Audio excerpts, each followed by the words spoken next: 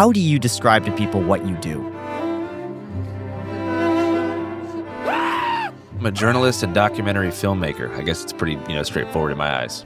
I'm gonna keep it 50-50 straight. The microphone is kind of like a magnet for people who just want to say something already. Everything's popping out here. Yes, the Rona is with us. So what type of people do you not get along with? I get along with everybody. Hit the far right with the feminist left. You don't feel like Lex Luthor to me. I invented cancer. And how do you bring balance to that? It's impossible. The responsibility here kind of lies on the consumer, too. There's nothing fake about CNN. Once you stop believing that journalists are unbiased, understand the spectrum of media bias, and be a responsible consumer, it'll work itself out. Sometimes the truth hurts. So what has it taught you about human nature, just from your experience meeting so many people? That most people are good, but money corrupts always. Everything bad that I've seen happen is because someone is trying to either get money out of somebody or get someone else elected. How much was the settlement?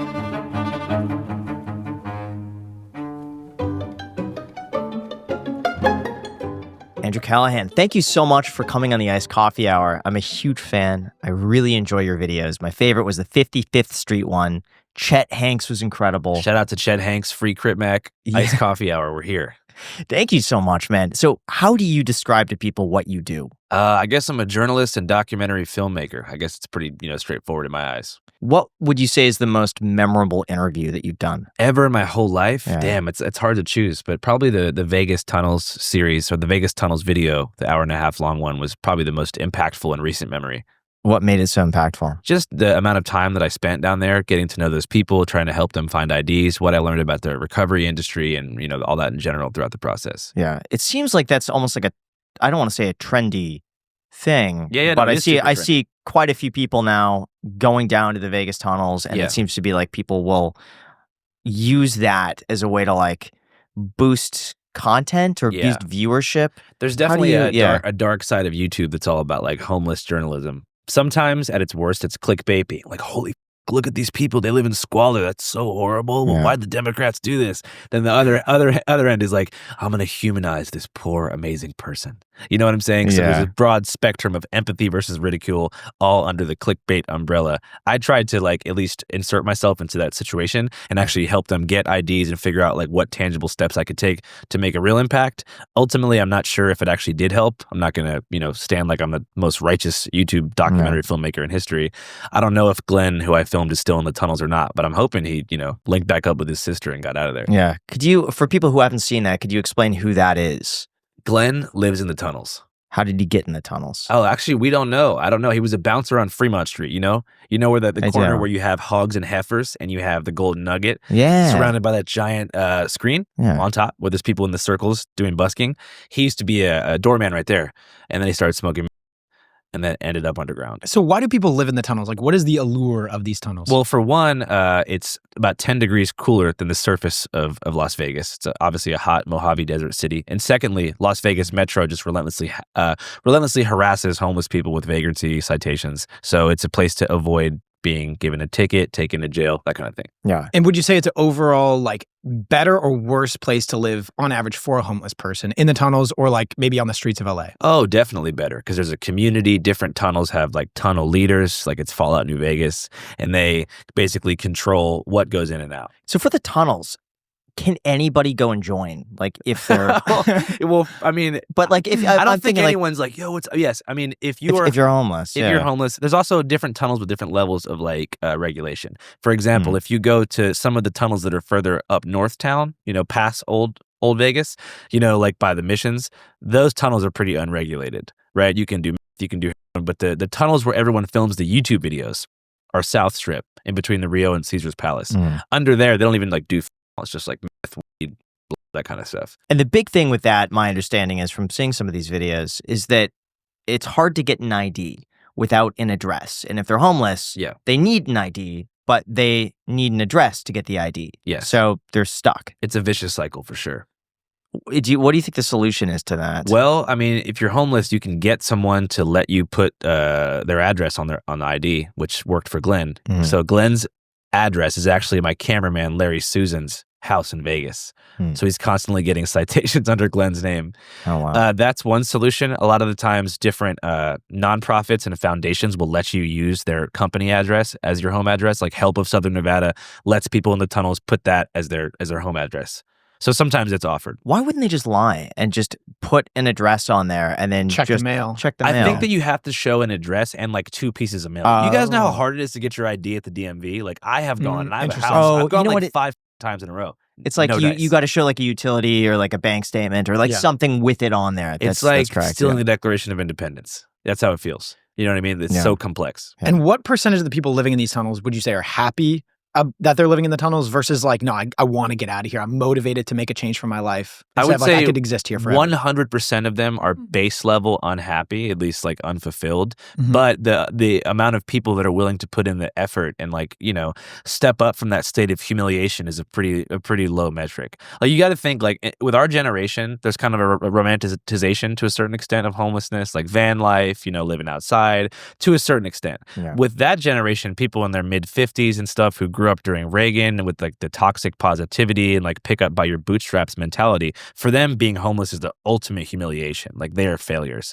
The average age of a homeless man in America is 54 years old.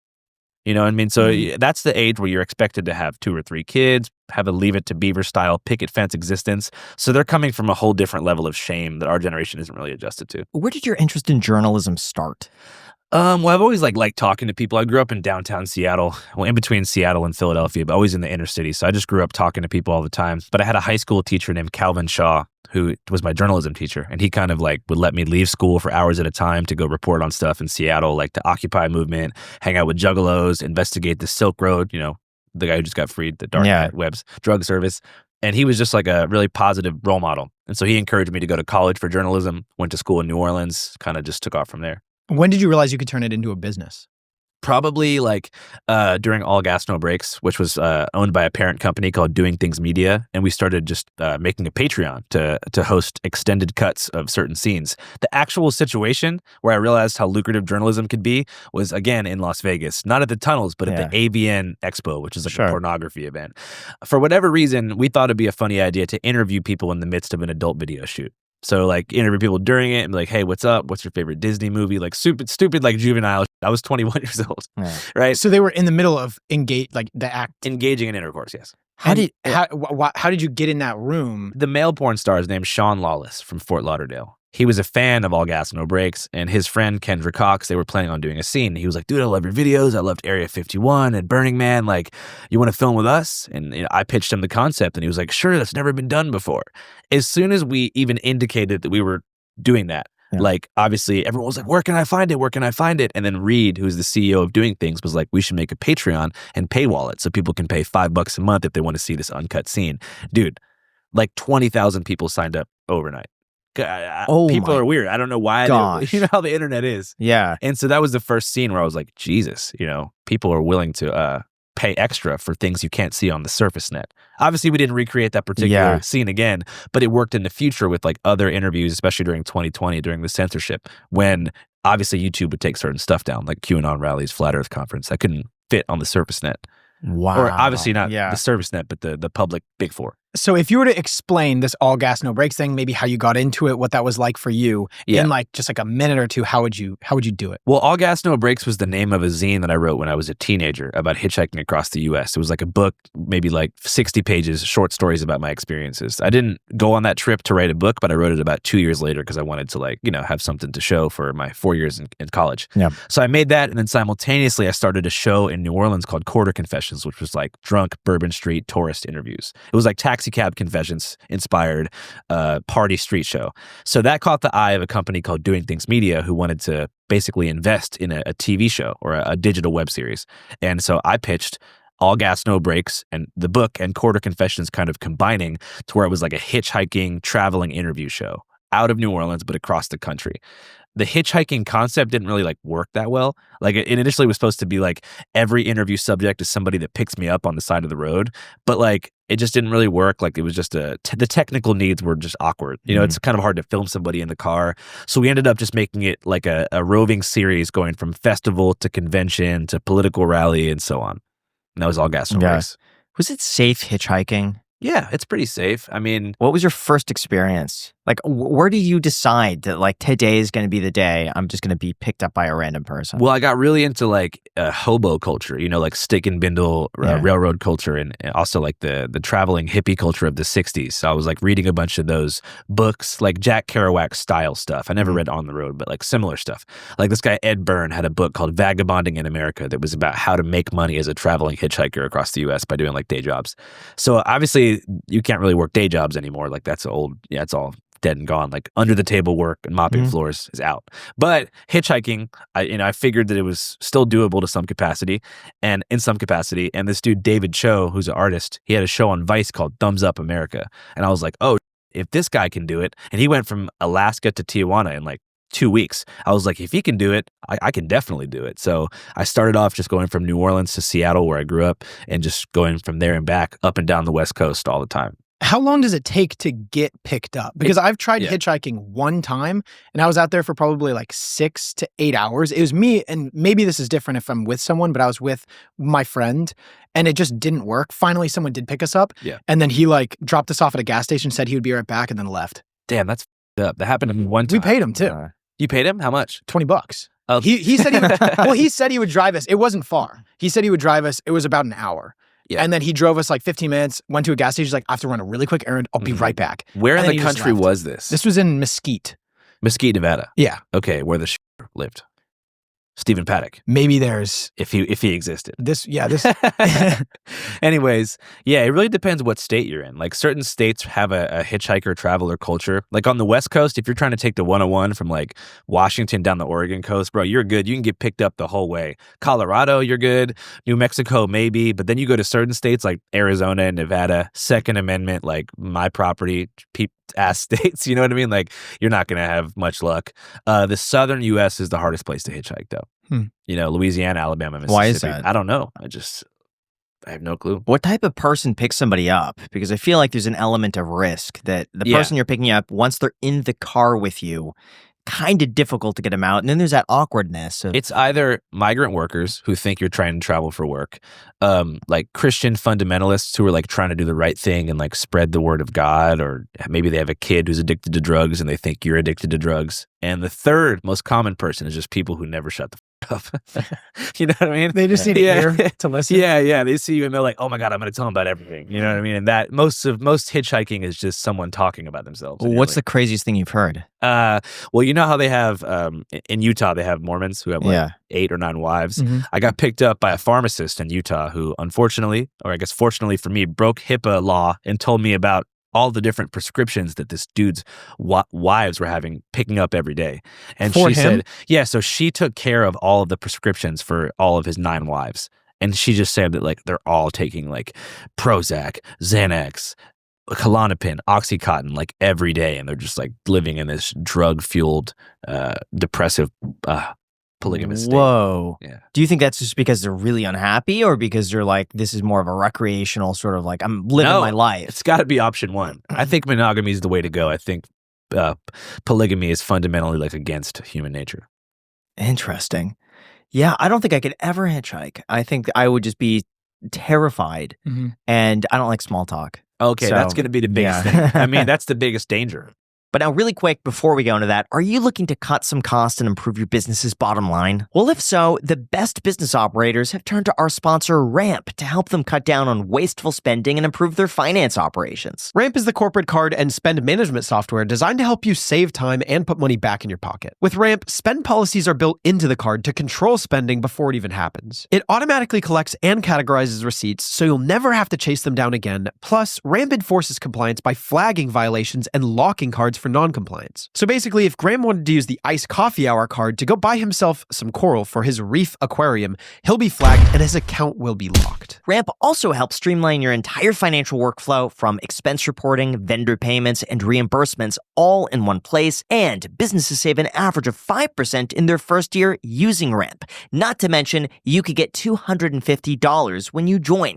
All you got to do is go to ramp.com/ICH with the link down below in the description. Ramp.com/ICH ramp.com/ICH, ramp.com/ICH with the link down below in the description. Cards issued by Sutton Bank, member FDIC. Terms and conditions apply. Thank you so much, Ramp, for sponsoring this podcast. And now let's get back to the episode.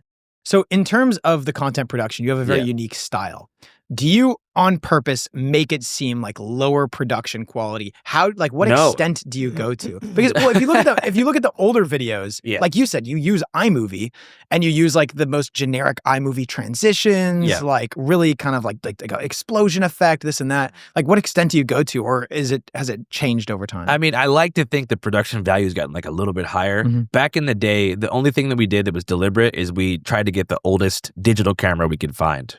Me and my old camera guy called it Big Cammy. It was this giant-ass vintage camera that we got off this old Cuban man in Miami for like $50 or something like that. And a lot of the old videos, like Area 51 raid, Flat Earth Conference, Midwest Fur Fest, those are all shot on that like massive cheap camera. Did you ever run into production issues because you're using some like old outdated piece of equipment? Hell yeah. That's why we stopped doing it. Like just even transferring footage, I imagine. Yeah, because the worst part about being a journalist is file management. Like everything's fun in the field, then it's just you and a computer and a bunch of multi-ports and hard drives, and Premiere keeps crashing and you're losing power and the Wi-Fi sucks. Like that sucks. So when you have a hilarious looking camera, but every, 10 minutes of footage is like a half a terabyte because it's taking up so much space, like those kind of problems you have to figure out how to work around. Yeah, I always thought that it was very intentional to use like low quality style just so it feels more realistic. Yeah, probably that. I mean, it's also just like, most of the trendy 4K cameras to me just like are just lame. Like the Blackmagic Cinema camera, like that's just too high quality. There's a certain extent where, if things look too cinematic, it doesn't feel very journalistic. It just seems a little like countercultural, which is always kind of a little in vogue. Yeah. Like, Well, I'll tell you, the big, like the scheme, the ultimate hack here is to make sure the audio quality is perfect and keep the video as vintage as possible. I agree. Because there's nothing cool about bad audio. And so it's like, but you can not trick the viewer, but you can give the viewer that like cool vintage experience by giving them a clean audio track and more experimental lo-fi cameras. But if you give them like on the reverse end, high quality video with low quality audio, you're out of there. Yeah. That's like the most amateur ever. So for All Gas No Breaks, how did they approach you? And what was Email. that?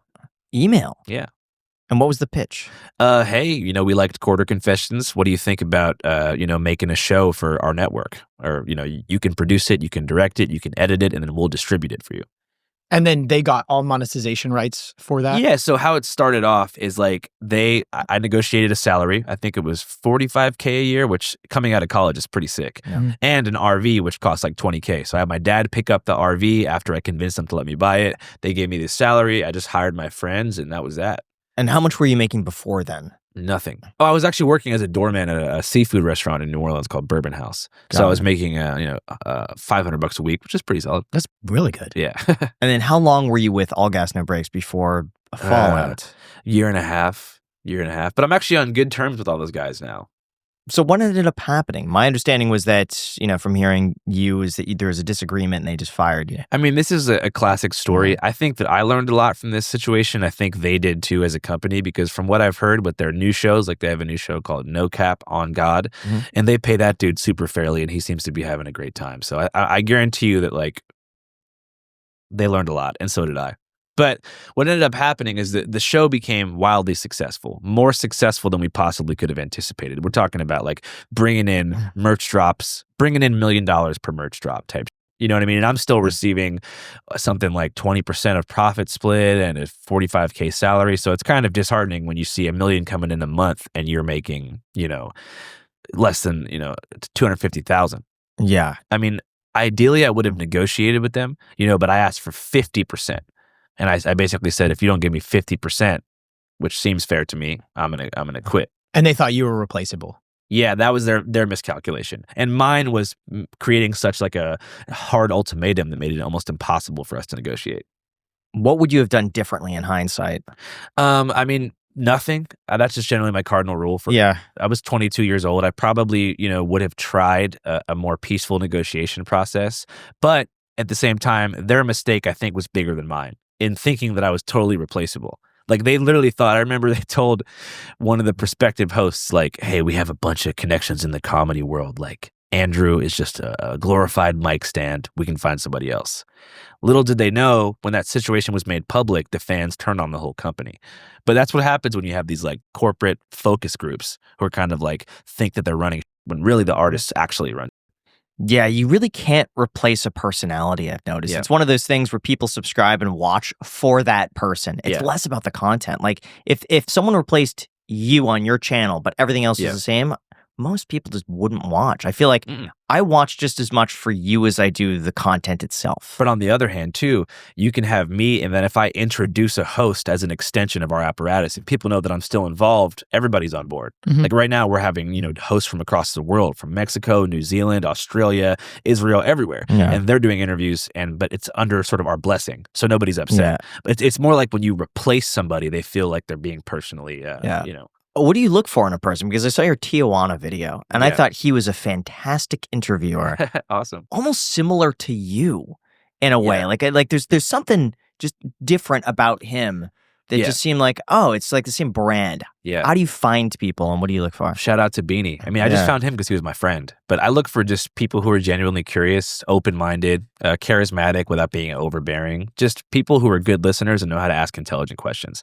And also understand that, like, when you're in the field, even if you know something, you have to understand the viewer doesn't. So you can you should ask basic questions. Like when I went to a communist march 3 days ago or 4 days ago, I know what communism is. I'm not going to go in there swinging like I'm the smartest guy. I'm like, what do you think about post-capitalist Leninist theory? No, you don't want to do that.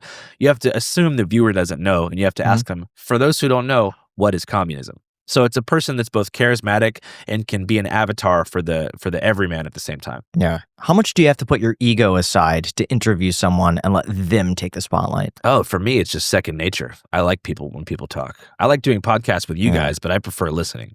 Really? Yeah. Generally, Interesting, you learn more. I mean, Yeah. So did you have some sort of like interviewing crash course that you gave to Beanie that you No. taught him how to do it? Or like any of these people, like are there certain tips and guides that you provide to these people? I think the cool thing now is that like they've watched enough Channel 5 and All Gas No Breaks to where they're like, oh, this is kind of the vibe I should go for. Yeah. So when you do some of these interviews, I notice a lot of people will confess things or just be very open. Mm-hmm. What for you has really stood out from somebody that you were surprised that they were talking about this? I mean, probably if you want to talk about the movie, I'm not sure if we're there yet. We're backing up a little bit. Definitely, if you look at Dear Kelly, I was surprised that he divulged his entire life story about his home and family collapsing after a foreclosure. It's little stuff like that you're like, wow, I can't believe this guy just got that personal in 30 seconds. But I think that the microphone is kind of like a magnet for people who just want to say something already.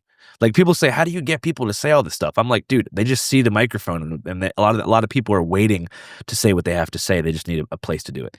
So one thing I saw recently, your screener of Dear Kelly. That's right. New movie on the way. Second feature film now available. www.dearkellyfilm.com. It's actually It'll be linked down below. It was actually incredible. It was one of the it was one of the few videos that's over an hour long that captivated me the entire way through. Thank you. Could you explain what this is and the importance of who Kelly is? Because I remember seeing Kelly years ago on your channel. Oh, yeah. So Kelly's first introduction to Channel 5 lore was at the White Lives Matter rally in 2021, where he boldly approached an army of hostiles with 4 flags in hand and proclaimed Kobe Bryant was assassinated by the Clintons and was shortly after attacked by a mob of Antifa super soldiers.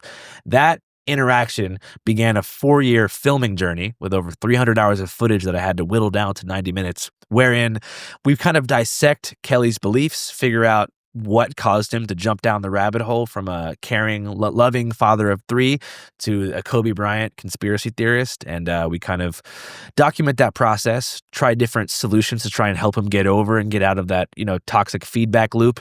And then eventually we sit down with his family and work out a solution to help him at least put family before politics. It's not a movie trying to convert someone to like a liberal or something. It's more about separating and prioritizing family. He's definitely extreme. But hearing his story all the way through, I have to think to myself, so this can't be a surprise. I've seen, not to that degree, but people similar to him that just talk nonstop and they embellish 90% of everything they say. To me, it just seems like this is a personality trait that was not just a flip of a switch. It's an archetype that a lot of people share. This is probably who he has been since he was a kid. And it just kind of snowballed from there. Yeah. What do you think about that? I mean, it's that interesting idea? because part of the reason that many people have resonated with the film, they've said, it's because they have a dad or an uncle or someone in their family that's similar to Kelly. And while his beliefs are relatively extreme and he's like definitely out there in terms of like his physical antics, there's still a lot of people who are on the same page as him. And so it's sort of a movie about that type of psychology. But on the element of like, has he been like that since a kid? I think that Kelly's always had a heroic self-narrative. And that's one of the subtexts of this movie in general, is self-narrative versus reality. Being able to own up to mistakes and acknowledge where you did, in fact, get over at the same time. And developing a non-binary worldview. You know what I'm saying? I mean, like not like becoming non-binary, but to where it's like, it's not black and white. It's not a spiritual war between good and evil. But for Kelly, it is. And when the thing happened with the home foreclosure, he was given a boogeyman and given a battle, which ended up merging with a greater spiritual battle in the country for the White House.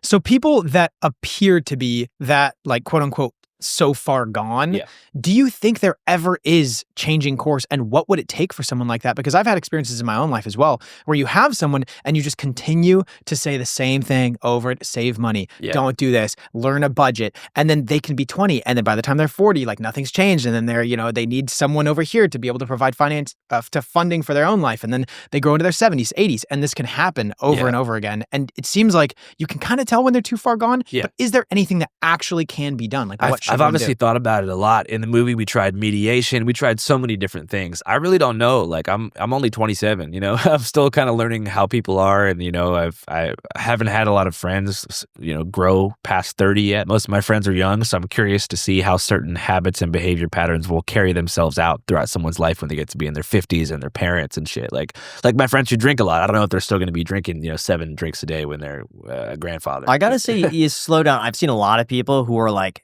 big pot users, who drink all the time, just get smashed. I would say almost all of it stopped around 30, give or take. So and people just kind of, but part of it's just like they kind of grew out of it, or they feel old. I've heard it also, it makes you feel different as your body ages. Like when you, that makes sense. When I heard from a lot of people that smoked a lot of pot, like when they're younger, it like makes you feel good. And then when you get older, for some reason, anxiety starts happening. And it never happened when you were younger. Same as like getting drunk, like hangovers start happening when you get older. You know what it is? It's just responsibility. People have responsibilities and, you know, payments and stuff. It's like, and then it's not worth it at a certain degree. I mean, I think for Kelly, as far as the long-term solution, I think it would be something like psychotherapy. Just time is also the most effective thing to heal. I mean, it's an old cliche phrase, but time does heal, and things over time do change. For people that get radicalized, where do they get their information from? It's interesting because I left that part out of the movie because I wanted it to be more applicable to the lives of different people. You know, so I didn't want someone to watch it and be like, "Oh, Kelly consumed this, and my dad consumed InfoWars, so I can't relate." But how Kelly's favorite program, and the one that kind of sent him in that direction, was a obscure satellite radio channel based out of Missouri called Bards FM that has a show on it called Scott McCabe's Patriot Street Fighter. And it's like, have you ever listened to have you seen Hotel Rwanda before? Yeah, you know they have Hutu Power Radio that's like, "Good morning, Tutsis, time to kill the cockroaches." That's what it sounds like, but it's like, "Good morning, brother. Are you ready to go whoop some Antifa ass out there today?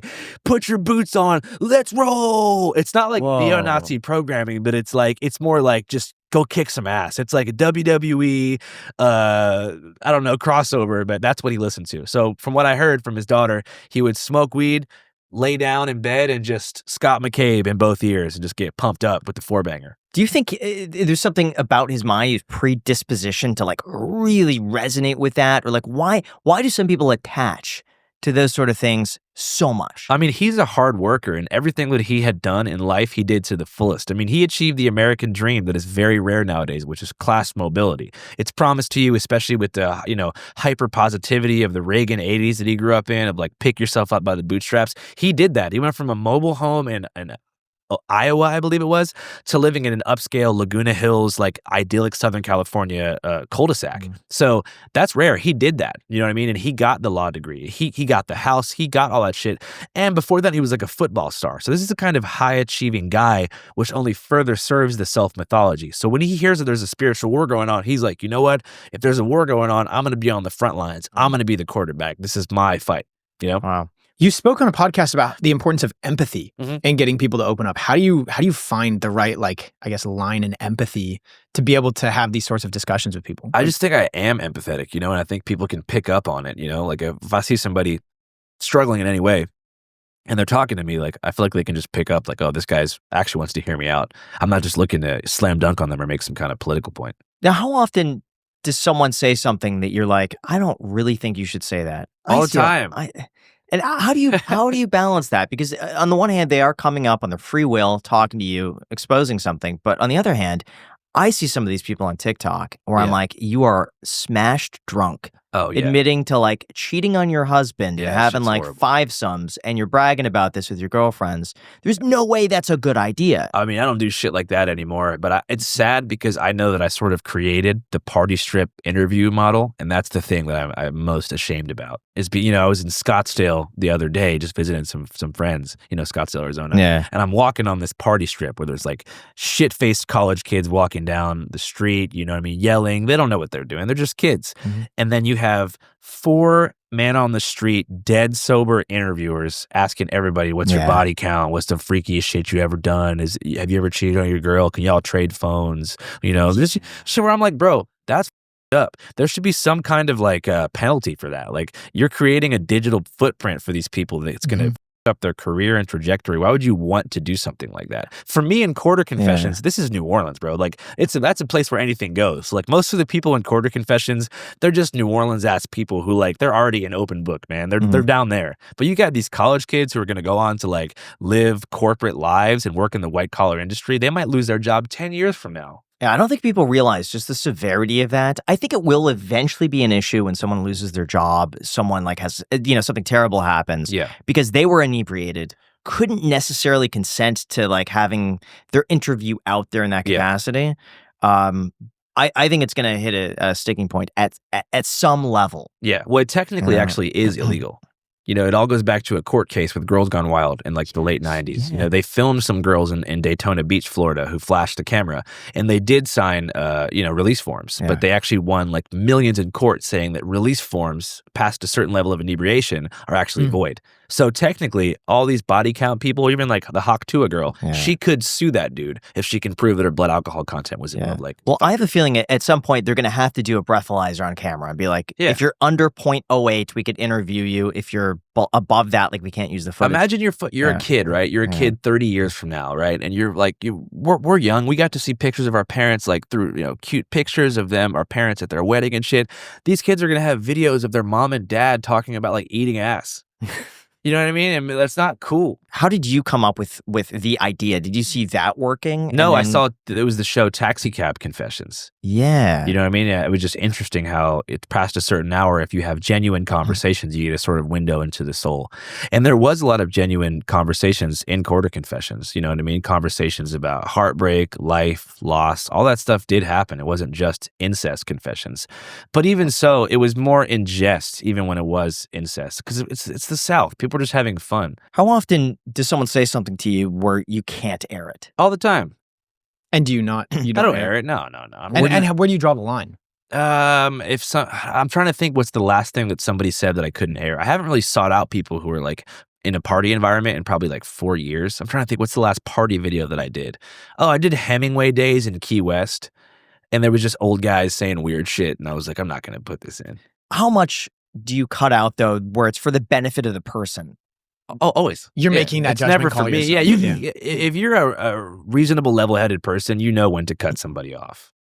Unless you're just trying to ruin their life, which some people look at as good content. I feel like people just don't go out expecting that they could potentially, like the Hawk Tua girl, like become a national meme, especially in a bad way. I'm going to push back on this in a way. I mean, I agree with you. I'd prefer not to be randomly filmed. But if you are in public, there is no privacy. I don't think there's any room for privacy if you were in public doing something. But but it's different with the digital age versus just like being in public where like stuff won't spread to like hundreds of millions of people. It's also like public privacy is not, in terms of surveillance, on every street corner there is a camera filming you. But on every street corner there's not a guy being like, would you rather eat ass or suck toes? Would you have a homeless dude or let someone run train on your mom?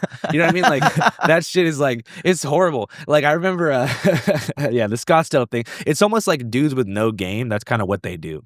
I could see that, but I do think that there's a level where if you are in a public space, you have to present yourself in a way where you wouldn't want to be embarrassed. That's true. And sure, you could be accosted by a guy coming, yo, would you eat ass? Would you? Yeah, but if you don't give the reaction. But no one is going to go out in public with that consideration until we have like thousands of people on one street, like trying to interview. It's like, okay, well, I'm just not even, you know what I mean? Also, dude, like I've been drunk and embarrassed myself in public. I've thrown up, I've fallen down. I've almost gotten into a fight a couple times when I was in college. You know what I mean? I embarrassed myself enough with like there being 30 people around me. And we have such an extreme like shame and guilt culture in America that like if all of a sudden removed from that environment, you have 100,000 people being like, damn, that girl's a hoe, or like, damn, that dude's a bitch. You know what I mean? That's a whole different level because you have people who don't even go out. You have like puritanical people who see anyone drinking and are like, you're a piece of shit. On the podcast, we talk a ton about how to grow your wealth, but there's a question that is just as crucial. What happens if you're not around to protect it? What happens to your family, your home, your future? Well, don't wait for the unexpected. With our sponsor, SelectQuote, you can secure your family's financial future no matter what tomorrow brings. SelectQuote is one of America's leading insurance brokers with nearly 40 years of experience, helping over 2 million customers find over $700 billion in coverage since 1985. Other life insurance brokers offer impersonal, one-size-fits-all policies that may cost you more and cover you less, while SelectQuote's licensed insurance agents work for you to tailor a life insurance policy for your individual needs in as little as 15 minutes. And did you know the more life insurance coverage you need, the more likely you are to overpay for it? Well, with SelectQuote, you can save up to 50% compared to other companies, whether you need a $500,000 policy or a $50 million policy. And if you're in good health, they work with carriers that can get you same-day coverage for up to $5 million with no medical exam required. Head to SelectQuote.com and a licensed insurance agent will call you right away with the right policy for your life and your budget. SelectQuote, they shop, you save. Get the right life insurance for you for less at SelectQuote.com/ICH. Go to SelectQuote.com/ICH today to get started. Once again, that is SelectQuote.com/ICH. Thank you so much to SelectQuote for sponsoring this episode. Is there anyone that you wouldn't talk to? I noticed you talked with Alex Jones, and that for a lot of people, I feel like could be crossing the line. If someone thinks that is crossing the line, that's their problem. I mean, Alex Jones is a popular media figure who I was critical of in the interview, but the way that liberals want to exist is just ignore them and they'll go away, when obviously Trump just won. So evidently the policy of don't platform a problematic person and they'll just gradually sort of spin out into oblivion doesn't happen. I think that we should be encouraging more conversations across the political spectrum. And if these so-called progressives want to move forward with like a post-Trump reality, they have to factor in what factors cause these people to be like that in the first place, like Kelly, because you can't ignore that there's 77 million people, many of whom are working class, non-privileged American people who voted for Trump. So it's like, let's figure that out instead of, dividing people among lines of like, oh, you talk to Alex Jones, you must support fascism. But that being said, I wouldn't interview like the Klan. I wouldn't interview like neo-Nazis. I wouldn't pick a white supremacist group from obscurity and give them the chance to recruit via my platform. Interesting. So you're saying people that already have some sort of a platform, that's everybody okay. knows who Alex Jones is. Yeah. So if I talk to Alex Jones, no one's going to be like, wow, this guy seems cool. But if I were to take some dude like, like Orange County, white power, and like made them these huge icons and let millions of people see what they're about, that would absolutely increase their numbers. So what about someone like Andrew Tate? I would talk to Andrew Tate. I think he's an interesting guy. I think it's interesting. I'd be curious to know why so many like young dudes like turned away from progressive ideologies altogether and turned toward the manosphere. It's obviously happened. And I have an idea as to why, What's your idea why? I just think that identity politics have really made people feel excluded, especially young dudes, not just white, and made to feel like their ideas don't matter because they're too high on the privilege hierarchy. And I think that class politics have been totally, erased by people who are obsessing over identity shit. And that's why you have so many people being like, you know what, fuck all this shit. I don't want to care about anyone. If I don't matter as much as the next person, then I'm tapping out. Because I think that would be a really interesting conversation, is you talking with him. I just feel like you'd be able to, I don't know, take it somewhere where a lot of other people haven't been able to do. And there's no denying the impact that he's made. Absolutely. Like, I mean, hundreds of millions of people skyrocketing to the level of fame. He was, arguably like one of the most recognizable people in the United States for quite a bit. And the question of why never really gets talked about. You have like publications that are compromised, like CNN and Bloomberg, being like, why so many young, sexist white men are gravitating toward this piece of shit. And it's literally just perpetuating the exact same thing. It's just like proving that agenda. It's definitely interesting. I'm curious about the manosphere in general, and like why it's seen as being so beta to care about people and shit. It would be fascinating if you had a video where you talked with like all of those guys in the video and got down to like the nitty gritty. Yeah, because one thing too is like I'm not like a easily offended person, and I don't police people's speech really either. And there's this conception that like a lot of people think that I'm like super soft because I'm not conservative. Like some of those manosphere dudes like, oh, this fucking liberal dude is like scared to say retard. You know what I mean? Stuff like that where I'm like, bro, it's deeper than that. Like I think that everyone needs to be incorporated into every conversation pretty much, unless there's such a small vocal minority that their perspective doesn't represent a lot of people. We definitely have to draw that line constantly on our podcast. And I would probably err on the side of like, like whatever, we can have on anyone. But Graham definitely is a little bit more disciplined in terms of this. Part of me worries that there are certain people, if we have them on, just us having them on is a level to a certain extent of endorsement. Yeah. And I personally, I love to talk to people who I'm just curious about, and I'm not the type where I really want to like push back on things and disagree. Yeah. That's not fun for me. I'm just more inquisitive. I'm very curious about certain people and why they believe the things that they do. Yeah. Exactly, but but if you then don't it push comes back, across as an if you don't push back, then it's like, okay, well, just me talking to you is almost seen as me. It's an endorsement. Yeah. I just think it depends how shitty the person actually is. You know what I mean? Like if someone like, for example, Alex Jones made a mistake when he talked about the Sandy Hook situation in the way that he did, right? But, I think he's been dragged enough by the media about it. I think he's talked about it a million times. If I'm going to sit down with him again, I'm going to be curious about other things. So there's also the problem of when you platform somebody problematic, you have to continuously reinforce your own morality and be like, hey, I know we're having a great conversation, but what you said was fucked up. What are they supposed to say to that? That's not, you know what I mean? It's just a continual, oh yeah, you're right. Right. So it's like if I was to speak to Enrique Tarrio again, who just got free to storm the Capitol, you know what I mean? I would definitely bring up that I think January 6th is wrong. That's a pretty major plot point. But I'd be more curious about life after being released, not continuously dragging someone in the mud for a mistake that they made, even if it landed them in jail. Yeah. So for some of those people, I've noticed you go and they like black out their faces and they like put on the sunglasses, they wear the gloves. How do you find these people? How do they trust you not to show their identity? Because basically they're exposing themselves on camera to you, and you could very easily just be like, all right, guys, we got him. Yeah. And then like the police storm in. How do you navigate that? Well, one thing that's interesting, and you can, if you look at like Tommy G or Brandon Buckingham's work, is you'll see that even the most fucked up, hardened criminals with like no conscience, with like 100 bodies, they still want clout. They still want attention. That is as important to them as profit, especially in the U.S. Like when it comes to the cartel, they don't want attention. They're not trying to be on anybody's vlog. But American gangsters, they rap too. They do all kinds of different shit. So the Trank brothers were like, oh shit, I'm trying to be in a Channel 5 video.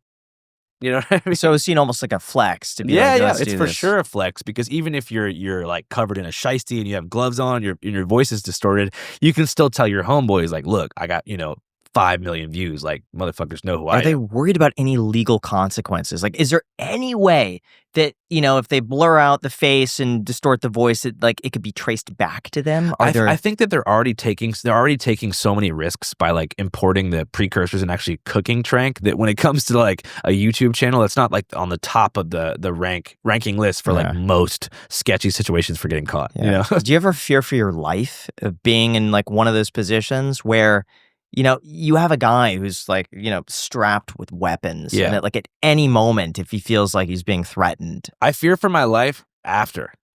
Does that make sense? When I watch the footage, I think, holy shit, I could have died right there. But in the moment, I'm so focused on doing the interview that I'm like, it's going to be fine. Then I rewatch it and I'm like, dude, what if a rival drug dealer came and shot that place up? Or like, what if the cops decided to knock on the door and raid it and they decided to have a shootout with the cops? And I'm wearing plain clothes. I didn't have a suit on. They'd probably kill me too. Do you ever have any precautions of like a bulletproof vest or like, no? I should start though, probably. Did you see, I think his name is Arab, and he went to Haiti and he got kidnapped by like the barbecue gang. Arab is crazy. Yeah. Yeah. I saw him with the Taliban recently too, in Afghanistan. He's like hanging out with the Taliban. This. The president of Haiti was assassinated by U.S.-backed Colombian mercenaries. And the power vacuum created in Port-au-Prince specifically allowed gangs to take control of the city. So like each neighborhood in all the Haitian major cities is controlled by a bunch of different street gangs who are competing for territory. The kind of MVP of the Haitian gang war right now is a guy named Jimmy Cherizer, aka Barbecue. Arab was on the way to interview Barbecue, and I think his fixer, which is a term for like someone who sets up an interview for money, I think the fixer got him kidnapped somehow for ransom. And then he was basically kidnapped for like a couple weeks. Yeah, right? honestly, bro, I don't know if it was real. Really? I don't know, dude. Like, maybe. It's good video. I mean, look, bro, no hate on Arab, great video. However, my initial thought was like, no way. Yeah, that would be interesting. Yeah, who knows? Just the pacing of it. He was like, hope nothing goes wrong. And next thing you know, it's like, he's kidnapped. Like, it's pretty good marketing. And then it was paywalled too, just my thought. It was paywalled. It almost got me too. Yeah, exactly. You know what? That's a great point. I mean, I'm just not familiar with this, like but hearing through this, I mean, yeah, I don't see why not. Holy shit, I got kidnapped. To learn more, go to my Patreon. I kind of did that with the Border Patrol though, so I'm not gonna, be. What did you do with them? I got arrested by the Border Patrol. And I basically talked about my experience, and I hired a 3D graphic animator to recreate my experience in the migrant detention facility. And I paywalled that.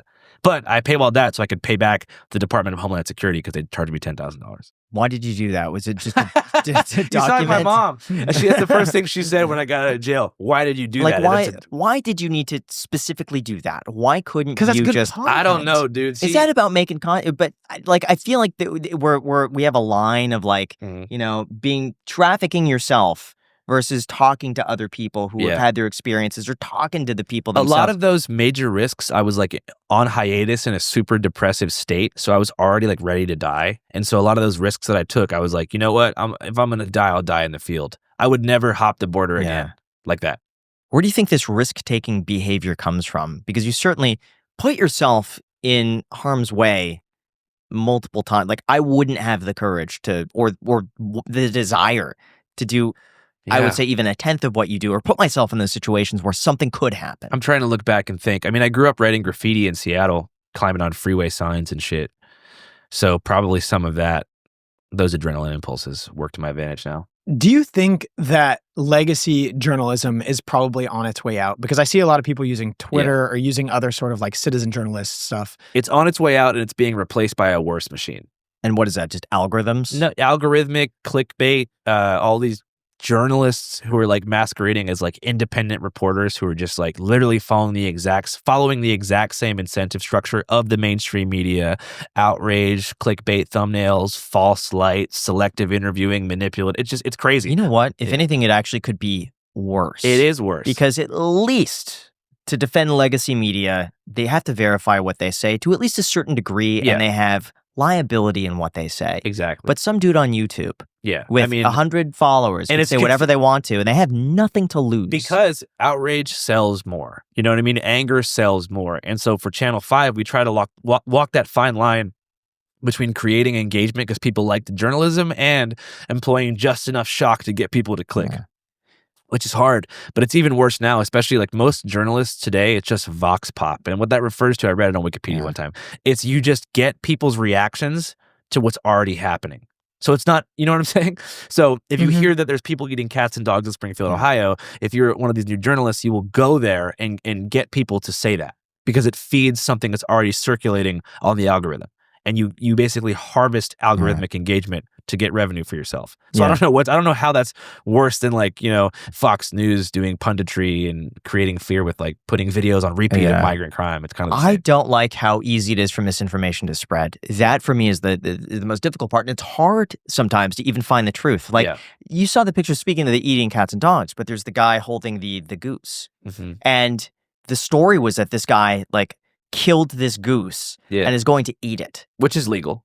The truth was that this was on the side of the road. It was roadkill, and it was being moved. The narrative became he killed it to eat it, and he's not from the country.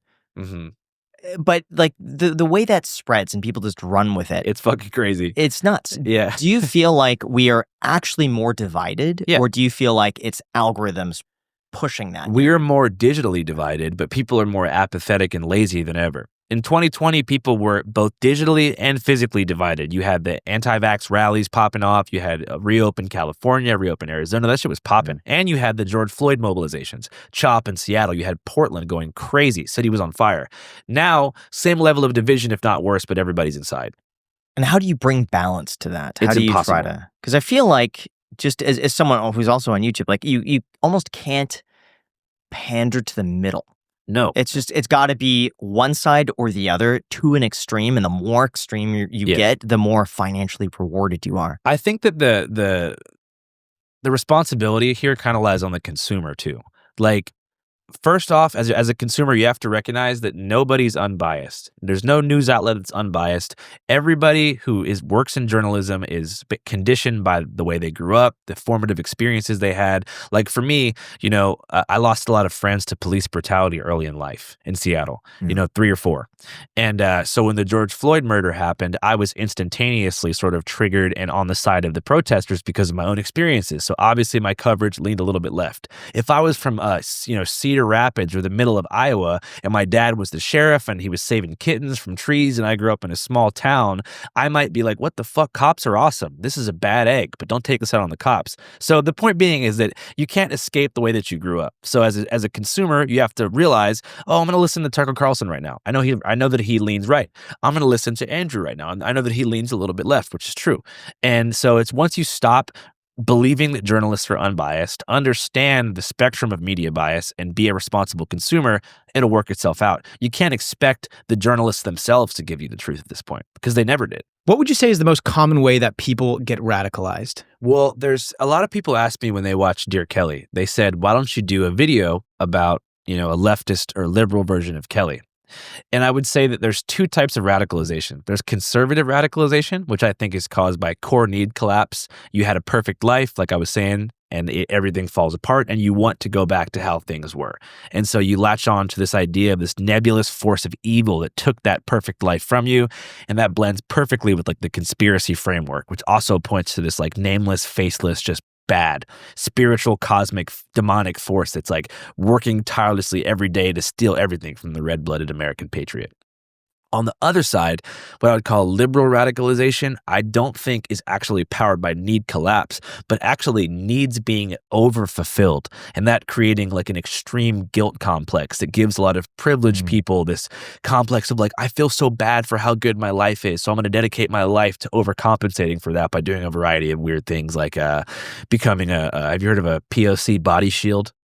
In Portland, Oregon in 2020, there was a white anarchist who would go around and they would ask black people, say, hey, can I walk you to work? Can I walk you to the bus stop to be a body shield for you? So I'll put my body in front of you if a policeman tries to kill you. Would people take them up on that? No, they'd be like, get the fuck away from me. You know what I mean? But then how does that not wake someone up from the trance they're in of like, they'll just be like, oh, you're indoctrinated by the system. I understand. Wow. So that's so patronizing now. But that is the equivalent. And so like we say, liberalism is about a utopian future, conservatism is about a mythologized past. And so those are 2 types of radicalizations that manifest themselves in different ways. So when you see the past, you see what I'm saying? Yeah. You know what I think it is? People love to have a common enemy, and there's nothing that brings you together with another person, and we both dislike that person. Right. Just having that, I think, is one of those bonding experiences for whatever reason at a core level that people really latch onto that. Yeah. And when there's a bad guy and a good guy, and it's very clear, my gosh, you could form a great connection with someone over that. Yeah. And the interesting thing about why conservatives have been able to mobilize so much is because if you go to a Trump rally, you'll have an ayahuasca drinking Bitcoin libertarian who smokes weed 5 times a day standing right next to an evangelical Christian pro-life protester who believes that marijuana was created by the devil to like get white women to have interracial children. And they have huge disagreements, but as long as they're for the common cause and the collective interest is getting Trump elected, they're like on the same team. On the left, the individualism is so high and there's so much infighting and tearing down of each other that you'd be lucky to even have a group of 5 people on the same page when it comes to liberals.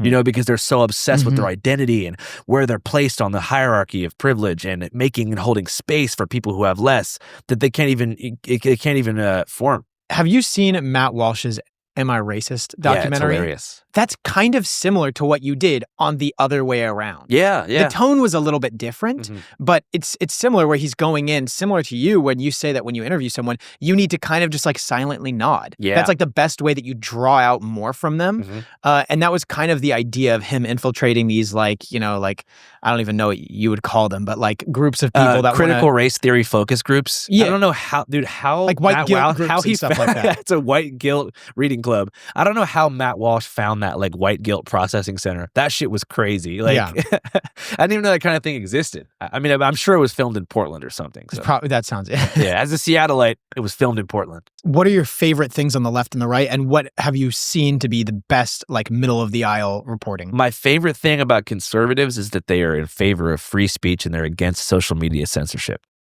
My favorite thing about the left and liberals is that they seem, for the most part, to genuinely care about people. Do you think the right does not care about people, or that they care less? Well, it's different because the conservatism is based upon a celebration of the past, right? And that past is also mythical. America being great. America always had horrible problems. The left and the progressive liberals are based upon a utopian future. They say things are really bad now, but they're going to be really good if we implement these new ideas. But they both can agree that things suck right now. The difference is one is based upon the mythology of the past. The other believes in the mythology of like a future. And so I do think conservatives care about people, but they care about the people who embody the tenets of like the lost past of America. So when they see migrants, they don't give a fuck about them because they're like, dude, what the hell? We want things to be like they were. I don't care about these guys. But liberals, they hate the people of the past. They see white people and like, oh, you're fucking, I can't wait till you die, bro. You know, they want Kid Rock to die and they want to open the borders up. Wow, I've never heard it. Spoken I thought that was articulated actually perfectly. Very few people I feel like can describe both sides and seemingly as accurate as you can. Yeah, I would have no disagreements with that. And then in terms of where you consume your media, where do you get it from the left versus the right, and who does it well in the middle? Oh, I mean, as far as the middle, if you want to get balanced reporting, it's going to be like Associated Press, like legitimately boring press bulletins with no pictures that just tell you like what the weather is, how many people died, you know, what's going on, like, you know, just actual mathematics. That's what real news is. Like, it's not entertaining. It's just what happened that day. If you want to get good news from the right, I don't know. Probably the best entertaining news from the right is like podcasts. You know what I mean? Like conservative podcasters are pretty hilarious. Like Sean Ryan's funny. You know what I mean? And then on the left, I don't know. I feel like I'm always inundated by leftist media as it is, so it just comes to me naturally. I have to seek out the conservative shit though. Yeah. So I've seen a lot of conspiracies on your channel as well. I'm curious, which ones do you think have the most credibility? Well, the real conspiracies are happening in front of us right now. Trump electing the deep state, you know, him campaigning against the democratic bureaucracy, and then now assembling a private council of tech oligarchs. The late 60s, COINTELPRO, the FBI, systematically infiltrating and discrediting all leftist and workers' mobilizations. That shit's real. Okay, so what do you think he's doing with like Jeff Bezos, Elon, and Mark? Creating a monopoly on information, you know, and social media. And what's the benefit for them? For them, they get to be, you know, in good graces of the president, tax breaks, stuff like that. And what do you think the outcome is going to be from something like that? Just a pro-Trump reality, marginalization of people who are against Trump. But of course, it's all about making sure people are as poor as possible in general. So that's kind of the And what does that do if people are as poor as possible? It allows the profit yields to be higher for the people who are, you know, busting unions and making sure that the minimum wage stays low.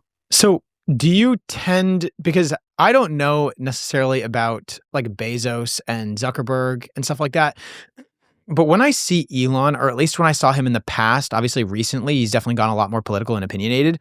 But in the past, I tend to believe he was a good faith individual trying to like, and not saying what I believe or don't believe now, but what do you think about like his past versus his current I thought status? He was tight back in the day. I was like, going to Mars, the idea of an electric car, that's great. What I thought. You know what I mean? But now, you know, I don't fuck with him at all. I mean, I'm not even that against Trump. I just don't like Elon Musk. And he's not even from here. That's the biggest problem. Why is that a big problem? Because he's from South Africa and he's coming here and complaining about immigrants. He's got all this shit to say, and you know what I mean. He's just stirring up problems.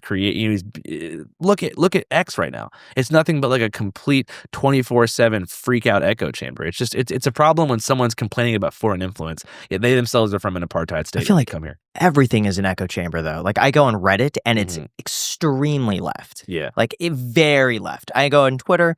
I would say it's 70-30. I would say that's 70, it's probably 70-30, heavily leans right. I go on Facebook and it's just like the same people that I know that are just still complaining to this day for the last 10 years and they have not stopped. At least on Twitter or X, like you get somewhat of a balance, whereas anywhere else you just didn't have that. And that's why I really like that is the one positive thing he's done. And community notes. I like community notes. I didn't even know about that. I'll look into it. I mean, it's just I have a just gut reaction to a lot of the people he follows and reposts, you know, provocateurs from the Pacific Northwest, like Jonathan Chove, Andy No, just people like that. who are literally like their whole platform is based upon like compiling footage of like migrant crime and like videos of like black dudes like punching old ladies in the face and like posting them every single day to make people think that there's some kind of like, extreme crime wave happening and just create moral panic and outrage. I see things like during the inauguration, how when Trump was like talking about, oh yeah, we're going to end up going to Mars, and you see Elon and he has like genuine excitement. So I do believe that he's a good faith individual insofar as like he wants to do the things that he claims he wants to do. Definitely. And he's going to advance, right-wing causes across the world. I mean, the problem really is if you look at Jeff Bezos, the real working people's story isn't told about Amazon. Jeff Bezos and Amazon destroyed Seattle, where I grew up. That he convinced the city of Seattle and the state of Washington to give him full tax breaks to basically bulldoze all of Seattle. Capitol Hill, Belltown, Pioneer Square, downtown. Almost all of it was torn down to build Amazon offices and poorly constructed apartment buildings for their workers who have an average stay of 36 months before they get transferred elsewhere. So already there's a problem.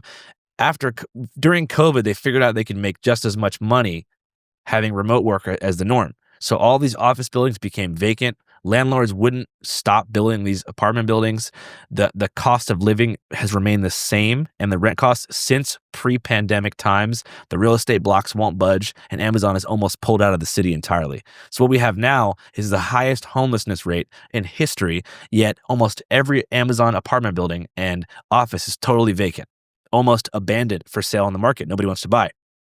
And then you have people turning around now and saying, look at this democratic leadership. Look at the filth they're allowing in the streets. When these people can't even afford, there's no SROs. They can't even afford to live anywhere. And then all the businesses are shut down. There's no commerce. It's a ghost town in downtown Seattle. And then those same people that film stuff in downtown Seattle, right? And, oh, look at this homeless guy setting a fire. Look at this liberal progressive policy. Those are the people who feed Elon Musk, who is a tech oligarch, the information that he uses to push conservative votes. Now, my understanding with Amazon is that they bring so much money and tax into an area that they have the sway to be able to negotiate that down just because the volumes are so big. But they can pull out whenever they want. And that's what they did with Seattle and San Francisco. That's why San Francisco. So why did they pull out of Seattle and San Francisco? Because they figured out they can make so much more money not having to maintain these office buildings, and they can have remote work and Zoom be the norm. Because during COVID, when they shut the offices down, they realized that productivity and economic yield and output was the same without having to pay the overhead of having HR and having these people maintain these office buildings. So they realized we don't need to move all of our employees to Seattle. We can just have them stay where they're from. So did that cause people to go homeless though?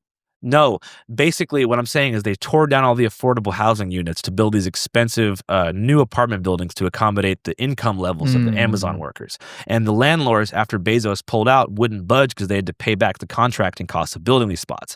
So now you have, in San Francisco, they have built tech skyscrapers that are 36 floors, 3 floors are open. They have built apartment buildings they expected to fill with Amazon employees in San Francisco and Seattle, where now nobody lives because they figured out who the hell would live there by choice. Well, here's the thing. Then eventually it falls back on the bank or the lender or whoever invested in this. Because I'll tell you, like as a real estate person, if your overhead cost is, let's just say on a building like that, $1 million a month, you can't afford to rent it out for less than your overhead cost. So they're probably just keeping it vacant. Hopefully, that eventually they'll rent it out at that price. But if they don't, then they either need to sell, take a loss, investors take a hit, the banks take a hit. I think that's coming, right? Yeah, but before they took a hit, I mean, the people of Seattle took a hit. Like we lost all of our big coffee shops that had been there for decades. All these cultural staples, the factors that actually made it attractive, the cultural capital, the cultural appeal, that's gone, and we can't even afford to live there.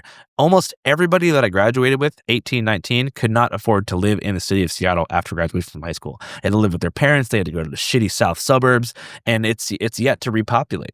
And so it's unfortunate because that's the real that's the real situation on the ground in cities like San Francisco that are becoming like Detroit 2.0s because of the tech pullout. And we don't see it now, but you're going to see it in 20 years. You're going to have these empty skyscrapers, and you already see like a lords and peasant style class structure in these cities. And it's because of tech. It seems to me, I would say tech and the internet has certainly perpetuated that, but also that people are realizing they don't need to live in large cities anymore. And a lot of people are relocating or working remotely. Yeah. And so you are seeing like, hey, the people that could afford to live in those areas have a lot of money, and the people that don't are moving elsewhere. I don't for blame cost the of living. I don't blame the tech workers. A lot of people want to take it out on the tech bros and shit. That's bullshit. I mean, dude, a lot of tech is a valuable service. There's a lot of great people who work in the technology industry, and if they can choose between taking their fat Amazon paycheck and moving to Texas and Idaho or Montana and getting a beautiful like farm versus living in an apartment in San Francisco or Seattle where they're already being faced with hostility for being like an outsider, you know what they're gonna pick. You know, but the problem is that, you know, it's like a self-eating snake when you invest so much in something and you pull out and all of a sudden you have these same tech billionaires blaming the progressive policymakers for allowing the decay. It's crazy. So how do you think this is going to play out, like over the next 10 years? I think that you said it the best way. I think there's going to be a suburban and rural revival among the people in our generation. I think there's less people than ever who want to live in these inner cities. They're overpriced. The homeless situation is out of control. They're not safe. People want to live more pastoral lives. It's the opposite of what's happening in Mexico, where you have everybody moving from the rural centers to the cities. I mean, even people now, like, it's kind of crazy. I have inner city friends that I grew up with my whole life who are talking about farms and learning how to, you know, homestead and shit. That's the future that people want, you know, because who wants to pay, even if you're even in this area like Venice? It's so expensive. And for what? The city doesn't do anything with the taxes. Yeah, there's something romantic about the idea that you could be completely self-sustained and be off the grid. You know, just have solar, cook your food in the backyard. You don't really need no HOA, nothing like that. Property taxes. That's a big one, man. Every year they raise the property taxes. It goes up, you know, a few $1,000s.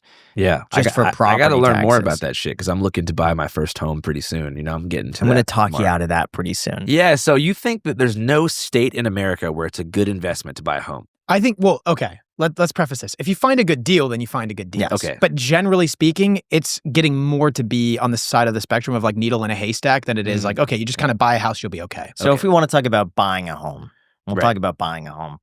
I think it's a great idea to buy a home if, number one, you could afford it safely, assuming your income goes down. In a worst case scenario, we had a recession, something that your income goes down by, 30%, you could still afford the home.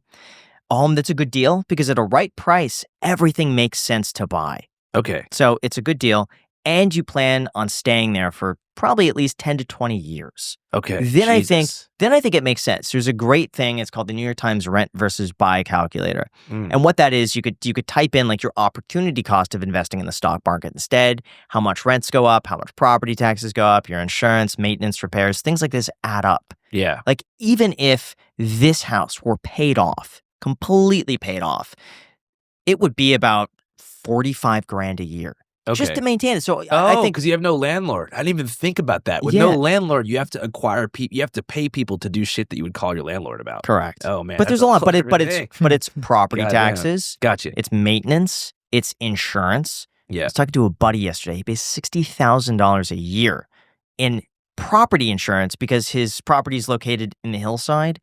And it's just a fire risk. So his insurance went from what used to be like $6,000 a year, $500 a month, which is a lot, to $60,000 a year. And then you think to yourself, okay, $60,000 a year. And then you pay on top of that another $30,000 a year for property tax. Yeah. Another $10,000 a year for repairs. Now you're at $100,000 a year, not even counting your mortgage. We're in hell. So you could rent an identical home for, let's call it, $8,000 a month. And by the way, these are high-end Los Angeles prices. So the average person can be like $8,000 a month, but you could rent a home for cheaper than it is to buy. So I would say for the average person, let's say you're starting a family, you want to settle down in an area, you could comfortably afford the home, you want to live there for the next 20 years. I think it could be a great idea to buy a house, lock yourself in, and there's a mental peace of mind that you get by owning a house and not having a landlord. That's what I'm looking for. So we'll circle back in 2 years. We'll have a better conversation because now I'm not going to buy. So. Yeah. The thing is, that was it. Yeah, he's smart. Yeah. Here's the thing. He said words I don't know, so I believe him.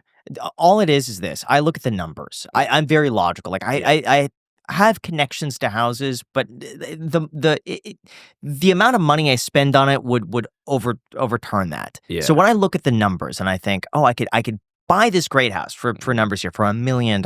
Yeah. That's going to cost me $8,000 a month in overhead. Or I could rent an identical house for $3,700. Yeah. And I could save the difference and invest it. And I have no money down. I'm not locked into this house. If the roof breaks, I don't have to fix it. I have no responsibility and I could pick up and move anytime without any closing costs. I'd rather pay the rent. Yeah. when that buying becomes equal, or when I think that, hey, I could fix it up, it's a great deal, and I'm going to come into 100,000 equity, and then I'll buy. But until the numbers make sense, like I would be a renter. Like I'm not, Well, I am, so I'll just keep it going. So that's my argument. Hell yeah.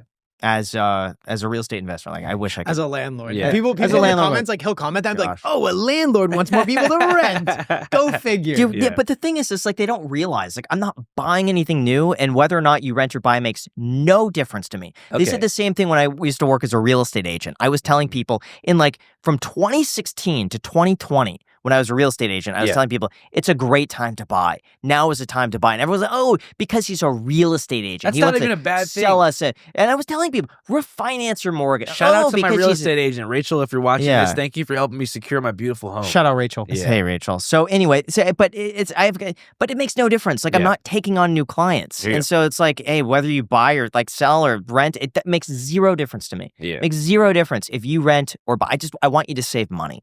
And that just gives me a feeling of personal satisfaction if people could save money and invest. That's it. Hell yeah. So that's my rant for. Fuck yeah. Yeah. But you know what? Before we go into that, if you run your own business, you know there's no better sound than hearing. And if you want to hear a bunch more, then it's time to get started with today's sponsor, Shopify. Shopify is home to the #1 checkout on the planet, with way less carts going abandoned and way more sales going. For example, Shopify has a service called Shop Pay that allows their customers to save their email address, shipping information, billing, and payment instructions, and that boosts conversions by up to 50%. And if you're into growing your business, your commerce platform better be ready to sell wherever your customers are scrolling or strolling on the web, in your store, in their feed, and everywhere in between. All in all, nobody's selling better than Shopify. So if you're ready to upgrade your business, sign up for a $1 trial period at shopify.com/ICH, all lowercase. Again, that is shopify.com/ICH, all lowercase, shopify.com/ICH. Thank you so much to Shopify for sponsoring this episode, and back to the podcast.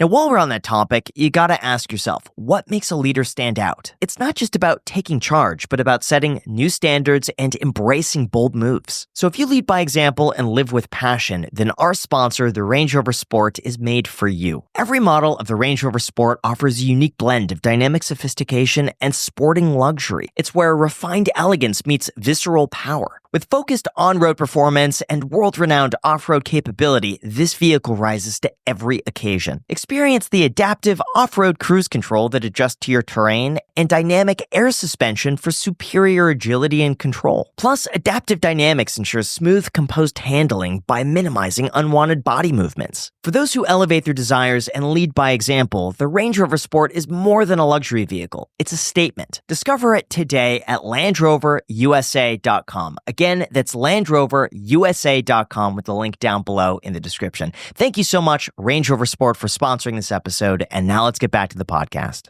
So I'm curious when it comes to finances, like how do you structure your business? Yeah. Where does the money come from? So probably 80% of the income comes directly from Patreon.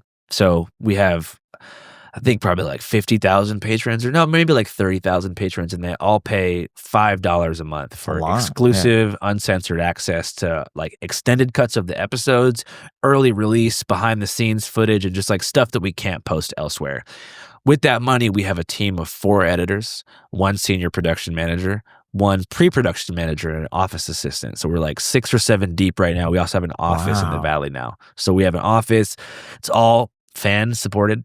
And then we also have different companies where we do sponsored ad reads for them, like notably Ground News and sometimes NordVPN. So they pay a pretty good amount of money for a 90-second ad read in certain, more safe videos, more successful videos. And that also keeps the lights on. How much do you make from ad revenue in videos like this? Like $20K. It's more than I would have expected. $20K per video? Yeah.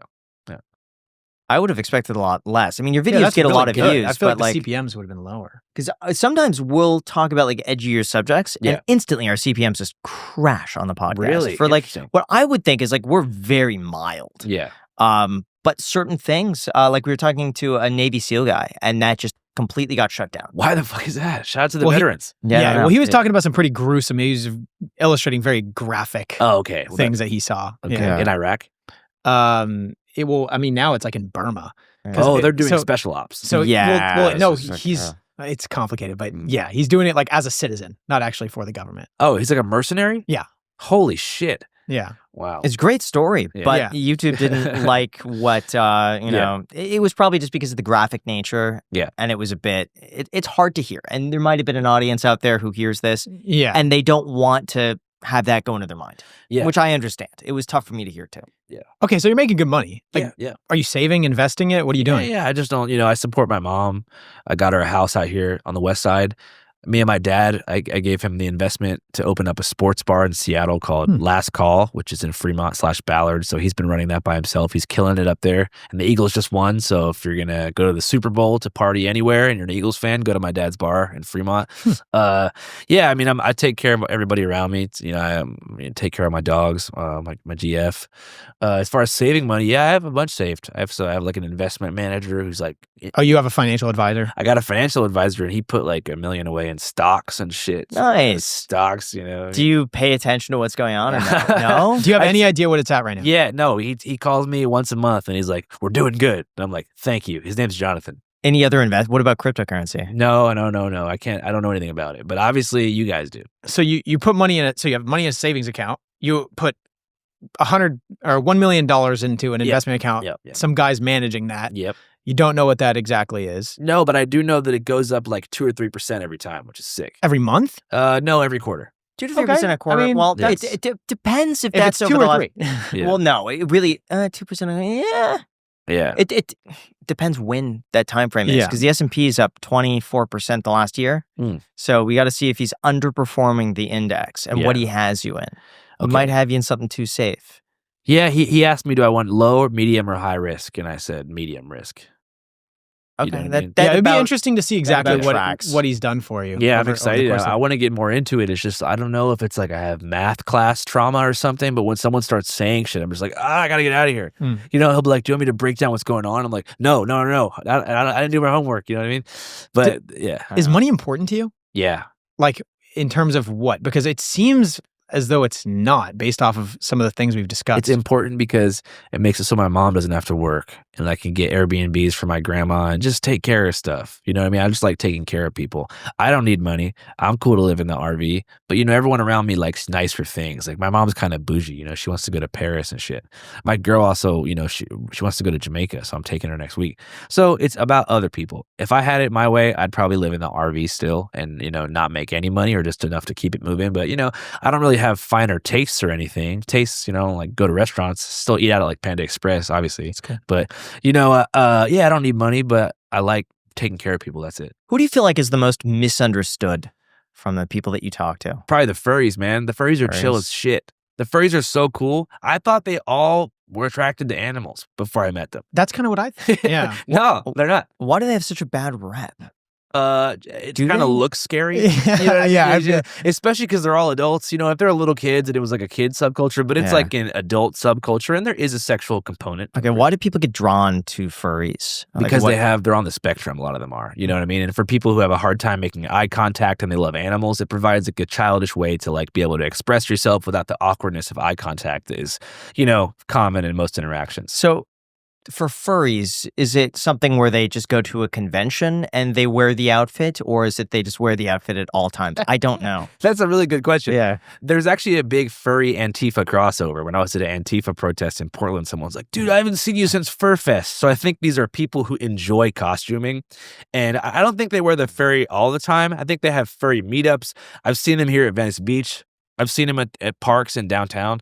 I think furries are like probably 30-70, 30 being furred out, 70 regular. What do you mean furred out? Wearing a fursuit. All times. In the garb. 30% of the time. They're very hot too. The fursuits. Like, okay. It's like temperature. Yeah. I thought you meant the people. That too. So what type of people do you not get along with? Fuck, dude, nobody. I get along with everybody. Has it always been the case? Yeah. Ever since you were a kid? I don't like bullies. Yeah. But other than that, there's not really bully adults. Yeah. Why do you think you could relate to so many people? Man, just growing up around a lot of people, bro. My mom, dude, she took me to the library when I was young. She introduced me to people at the library. She'd also make me give out cookies to the homeless people in the subway system in Philly. Oh, wow. Yeah.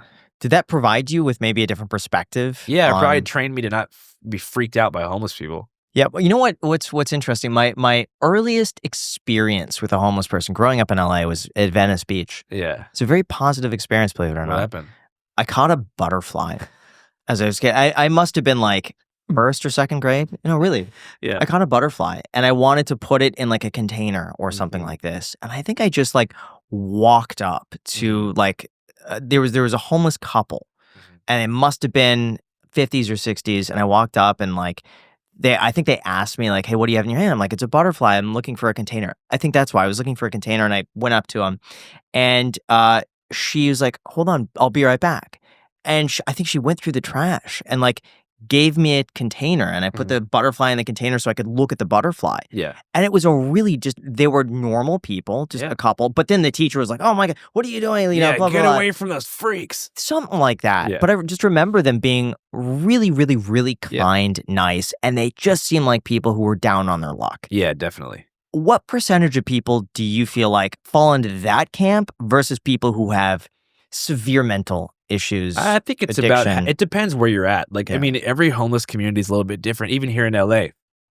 In Venice Beach, a lot of it is voluntary homelessness. They might live in a van, they chill at the beach all day by the skate park. There's some mental illness, but it's mostly like the culture, like the folk culture of being homeless. It's a thing. In New Orleans, it's mostly voluntary homeless gutter punks who are into like train hopping, and there's different subcultures among the homeless. If you go to downtown Skid Row, that is mostly mental health issues. Most people living down there, nobody would ever choose that because they want to. It's not by the ocean. A lot of people get ran out of Venice and have to go downtown. So there's certain levels of community policing amongst homeless encampments, like in the tunnels or, even in LA. Yeah. What has been the most effective policy that actually combats homelessness? Because it seems like no place has been able to figure it out. You've spent so much time around these people. If you just forced them into certain homes, into rehabilitation facilities, would that actually solve the issue? The problem is homelessness can be tackled on a city level with mental health treatment and housing. However, that's if you take the homeless community that exists and don't add anybody else to it. The problem is right now while simultaneously you have harm reduction sites and safe injection sites opening up in California, you also have other states and even counties in Oregon and Washington who are criminalizing homelessness and threatening to take people to jail, take away their right to vote, all that shit, if they are caught homeless more than 3 times with the vagrancy laws. So I think one was called the Grants Pass law, but in Idaho, it's illegal to be homeless. In Montana, it's illegal to be homeless. In all these states. So what they're doing on purpose is creating mass migrations to California. So you got homeless people from everywhere else in the country flocking to San Francisco because they can't be homeless elsewhere. One time I was in Austin, Texas, and I saw the police buy Greyhound bus tickets to send hundreds of homeless people to Portland, Oregon because they have services there. So you take something that starts off maybe positive where you might be able to see some change, and it gets overwhelmed by the sheer number of homeless vagrants. And then before you know it, the system's being taken advantage of. You don't know where people are coming from, So there is a way to solve homelessness on a small scale, but there's no solving Skid Row. I mean, maybe there is, but it's definitely not going to be through voluntary outreach programs. Do you think the harm reduction facilities are working, or do you think it just attracts more people to go to those specific locations? It does both. That's the problem. You see what I'm saying? It works if you have a community of addicts who are living in a place where they're already from there and they're overdosing, and this is making it so they have access to like a treatment center or clean needles so they don't get AIDS or sepsis or Hep C. But all of a sudden, word travels fast on the streets. So you got people in Salt Lake City where they don't have a harm reduction facility being like, oh shit, we can get free fucking crack pipes in SF. They're on that first bus. The country's big, but it's not that big. I mean, especially along the frontier on the west, past the Rockies, shit travels really fast. See, I've always felt like homelessness should be somewhat of a federal issue because you have people from around the country that do flock usually to California because of the weather and Washington because of the and because of the treatment. Now some people could argue, well, California's providing these, certain things, and of course they're going there, so California's got to deal with it. But, when Las Vegas' solution to homelessness, as far as I'm aware, is simply, we'll get you a bus ticket anywhere. Yeah. And they just say, all right, California. Right. Now you're getting people from other states that just migrate to California because it's illegal there. It'd be interesting if California just says, all right, well, it's illegal here too. Right. Are they going to go to another state where it's not, it's like, Yeah. I feel like it's got to be solved from such a big level. That's what's fascinating is California is absorbing the problems of other states and being blamed for it simultaneously. And I'm not saying that Gavin Newsom has, the best policies, but he also shut down the safe injection site in San Francisco, which was the actual progressive policy model, which said, don't just give them the crack pipes and shit. Make it so they can only use in this specific radius that's enclosed and watched by security so they don't leave shit on the streets. That was they don't want that. See what I'm saying? It's all deliberate. And these progressive liberals, not leftists, who enact stuff like, oh, let's make a harm reduction center, yet they reject a safe injection site, which would actually protect the kids from, related problems, that gets vetoed. So they fold to conservative pressure too. I really think it's all one machine. I don't even think that there's any major differences between political parties. Yeah. Are you ever concerned that your style of interview misrepresents the group that you're after? Sometimes, but I really don't misrepresent people. Sometimes people just say dumb shit and I put it out there and then the comments say mean things about them and then that group gets mad at me. And they're like, dude, you're making us look bad. What the fuck? You picked the craziest person in the crowd. I'm like, no, I didn't. I don't pick anyone crazy. It's just, it's, they pick you. Right, exactly. But no, I mean, I try my best. But like I said, I have inherent biases. Yeah, I would think that like if you interviewed 10 people, just knowing the YouTube algorithm, one's a little nutty. Like that's the one that generally, just from like the business perspective, you got to pick that one. Exactly. People love characters. I didn't start that. What was the most I would say like negative surprise? We went to an event called the AlphaCon in Salt Lake City, where it was like this alpha male meetup. No. And then they decided we were too beta on the first day and just kicked us out. That was pretty whack. Wait, so there's an alpha male meetup. It was called AlphaCon, yeah. But that sounds like the least alpha. Like it seems like a true alpha wouldn't even go to an alpha. A true alpha would never go to AlphaCon. But obviously it's a guy selling like $1,000 tickets, you know what I mean? It's like one of those male bonding boot camps. Being an alpha person, what do you Cool. What do you think are some of your biggest insecurities? Shit, just getting betrayed by my homeboys, you know what I mean? And just having people constantly near me, plotting against me and plotting on my downfall. It's pretty... Really? Do you feel like that's happening? It always happens. Why does that always happen? I don't know, man. It's called sidekick syndrome. I deal with it every time. What? I've never heard of this. Jack. The sidekicks. Okay. I've never heard of this either. Sidekick syndrome is when you are the guy and people love you and you're receiving an outpouring of recognition and credibility and clout and fame. And the person closest to you, who you share your innermost thoughts with, develops resentment and jealousy and feels like they're more important than they are.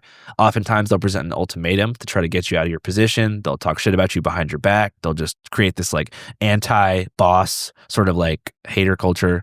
They'll just, look for ways to make fun of you and get over on you so that if you ever do fall for some reason, they know exactly what their exit strategy is. Has this happened to you a lot? It's happened to me 4 times. It always happens to me. 4 times? Okay, Yes. I have a theory. This is my gut response. And tell me if you've thought, I'm sure you've thought about this, but like maybe because you are so open and non-judgmental that you kind of don't really have some sort of like net or filter in terms of who can enter your life. Yeah. Because like I love talking to everybody. I love, learning from everybody. And that kind of lets these people, That's exactly bottom of the barrel people.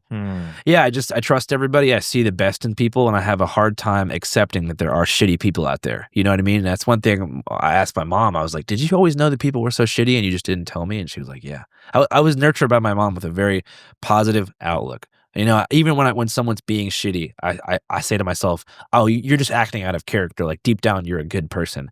And part of growing up and why it's been so sad is, I've just had to accept that there is evil. That's real. Or there is at least people who place their own self-interest so high above other people that they're willing to do horrible things. And it's just, I've seen it time and time again with my inner circle just turning on me all the time. How do you pick your inner circle? I don't have one anymore. I just have employees and my mom and my girl. How did you in the past? How would that come up? Childhood bonds. No way. Yeah. That's interesting. Childhood bonds for me are one of the things. It just seems as though like nothing could break that. No, fame and money will destroy everything. What are the signs? Like, where does it start? You don't know until shit hits the fan. You don't know who likes you and who hates you until no one likes you. Make sense? Yeah. You don't know until you've gone through a personal or career crisis. You have no idea who actually fucks with you until public favor is against you or public opinion pivots against you. Yeah. Then you'll see, you'll be surprised. It's like you go broke, you lose something major, and you lose your stability. The people who you thought were like your top motherfuckers, they're gone. And it's people you never even expected who actually have your best interest at heart, but there's no way to tell until things are going bad. Was this all because of the one instance like a year and a half ago? No, that's one. The cancellation was one, but it's cancellation. happened multiple times. It's happened with contractual disputes. It always happens. It could be about a number of things, but the everything falling apart and me having to rebuild by myself always happens. It's going to happen again. It's going to keep happening until my situation is perfect, or until I make such good choices that these things can't happen. How severe does something have to go down for people to turn on you? Could it be a small thing, or like, is there? It doesn't have to be like, someone dying, but I mean, a contractual dispute, an intellectual property dispute, a public scandal. Those are the kinds of things that make the house of cards fall. Why do you think people are so just like want to stay away from that or like turn their back? Like, what makes them? In which of the three situations? In anything. Well, with the contractual dispute, they figure, I don't want to pay this guy. We can replace him. With a scandal, they say, people think this guy's a piece of shit. I don't want to be associated with him. And with intellectual property, it's, I did more than that motherfucker. I should own that. So do you think there are still lasting effects from the quote unquote scandal that you were in? Of course there is. For those that don't, I mean, we don't really have to explain it. It doesn't bother me. Sure. Like, give a little synopsis on it. I mean, I don't really want to go like too into it to the point where I'm explaining it, but pretty much, before the HBO film came out, there was this person who had been like, trying to essentially cancel me online for 2 years straight, she has problems that we had made up. I only hooked up with her one time when I was a kid. Everything was totally consensual and normal. But as time went on, she sort of started saying, hey, looking back, I felt more pressure to agree than I realized at the time. I was warped by your fame, all this shit. You know what I mean? And then 8 minutes before the film comes out, she texts me and, tries to bait me into sending her a large cash settlement for for my fat HBO check. How much was the settlement? So it's illegal to tell somebody, hey, I'm gonna make allegations about you. I'm gonna tell people things about you that didn't happen unless you pay me. However, what you can do is you can bait someone into giving you therapy money for your troubles. You can use that and have a lawyer take it on. That lawyer can then take you to civil court and say, you need to settle or we're going to leak this information. So that's how you legally extort someone. You take them at a time where they're most vulnerable. So maybe 8 minutes before a movie comes out, before they go on stage for a big premiere or something like that. You say, hey, remember me, the person who tried to cancel you 3 times? I saw you have a movie on HBO. I need some money, or not I need some money. If you feel like giving me money, here's my Venmo, is what it said. Right. So I already know what's going on. I knew the lawyer. I knew before that even happened that the lawyer was involved. I was like, fuck, well, ordinarily I'm a good person and I'm not against the idea of like paying restitution to someone you like actually hurt or something. You know what I mean? But with this situation, that was not what happened. And so I would say 5 to 7 days after not paying, a press release was sent out to every, single news outlet in the country, damn near Rolling Stone, NBC, CNN, NPR, Fox News, with the formalized version of what this person was saying, which wasn't true. And, that kind of spread like wildfire, obviously. It got, some more people piled on, and every person that I worked with at the time mostly just immediately jumped ship. And what are some of the lasting effects of that? In terms of industry shit, I mean, just me having to do things, kind of start from scratch. I mean, the actual comeback itself, which was 9 months after that cancellation, was very difficult. How did you mentally get through that? Keep working. How do you find the motivation to work? I love this shit. I would die for the cause. I love reporting. This is what I live for. So, and I had been during that period. So I'm like, all right, once your mind is already sort of accepted that, like, I don't know how to explain it, that you might die or something. Yeah. You're like, all right, well, what are the options? Am I going to die, or am I going to keep living and doing this? Yeah. And that's just kind of what took over. And with the relentless pursuit of reporting and not letting myself get Kelly pilled and, get upset about the deep state or the matrix, and just being like, you know what? I'm not going to read too much into this. Charge it to the game, move forward, got into a monogamous relationship, not meeting up with fans, hardworking. Did that have any transformative, like, fundamental beliefs for you, or would you say it kind of just like, hey, look, just keep my head down, keep working, and push through this? I mean, the part that fucked me up was just the fact that I had been close with so many people who didn't even call me to ask, hey, dude, what's going on? I see you have a movie coming out and you're being, blitzed by the press, not just on social media, but by actual news outlets. And that was pretty hard just to watch that happen. The part that fucked me up even more than that, though, was like the kind of rewriting of the past of like who I was, if that makes sense. Like, so they went back to like your old actions and like, oh, look at this. For example, like I was actually in good standing at that time in every community that I was a part of, and everywhere that I had lived. Here, Seattle, wherever I had lived, I had a good reputation. But then once that happened, people started rewriting like, oh, he's actually like known for this kind of thing. It's being absorbed because after the initial articles came out, everything was believed. Because it was like, oh, but yeah, nothing came out until the articles came out except for that one thing. You know what I'm saying? Yeah. So the articles come out and the other things follow and people are like, oh, well, if multiple people are saying something about you, it has to be true. Yeah. Like as if multiple people can't lie. I've noticed so many comments that someone could comment and make something up that's completely false. Yeah. But for whatever reason, what they'll do is they'll like their own comment a few times so it gets boosted to the top. Yeah. And then everyone's like, oh my gosh, I had no idea about that. Oh, wow. If something has like 10 likes, that's like a ton of credibility. But that's their credibility. And it's completely false. Yeah. But people just say, oh, I know, he does this. Whoa. But they believe it as just a comment. Yeah. And the more likes it gets, the more credibility it gets. But people don't realize that people just like top comments just to continue to like them. Yeah. I mean, people like their own comments with like 20 accounts, and that's all it takes. It's definitely comment on video. It's definitely crazy looking back to think like that I did get through that situation. Just because like I had been gaslit so bad into myself believing that there was something wrong with me. You know what I mean? Like when people are constantly like, you're receiving like 100 death threats a day, thousands and thousands of messages of hate mail every single day for months and months and months. You just sort of, you look at yourself and you're like, oh, I'm a piece of shit. You know what I mean? Like I'm just a worthless person, and that's just kind of what happens. And to be able to like, not to put the hater blockers on and just do what I'm actually good at doing and not waste time like clapping back at people was the hardest part, because I'm literally seeing things about myself that have no basis in reality online, submitted anonymously with no information or evidence, and it's being reported by actual news publications, which if you were weak-minded you might think was a conspiracy against you, but I understand that that's the way that things go. So when you were at the lowest possible point, what were the actual steps that you took to get yourself out? Shit, I mean, the first thing was sobriety, therapy, 12-step meetings, joining like fellowships of people, mostly male fellowships, who had, in one way or another ruined their whole life, whether it was a fault of their own or an external factor or a mix of both. So there was that. Also just like really got into a relationship quickly, tried to be like the best partner I could. I never had a like serious girlfriend before the hiatus. So it was just learning about what that lifestyle is like, spending a lot of time with family, just trying to stay off the internet, remembering the good times.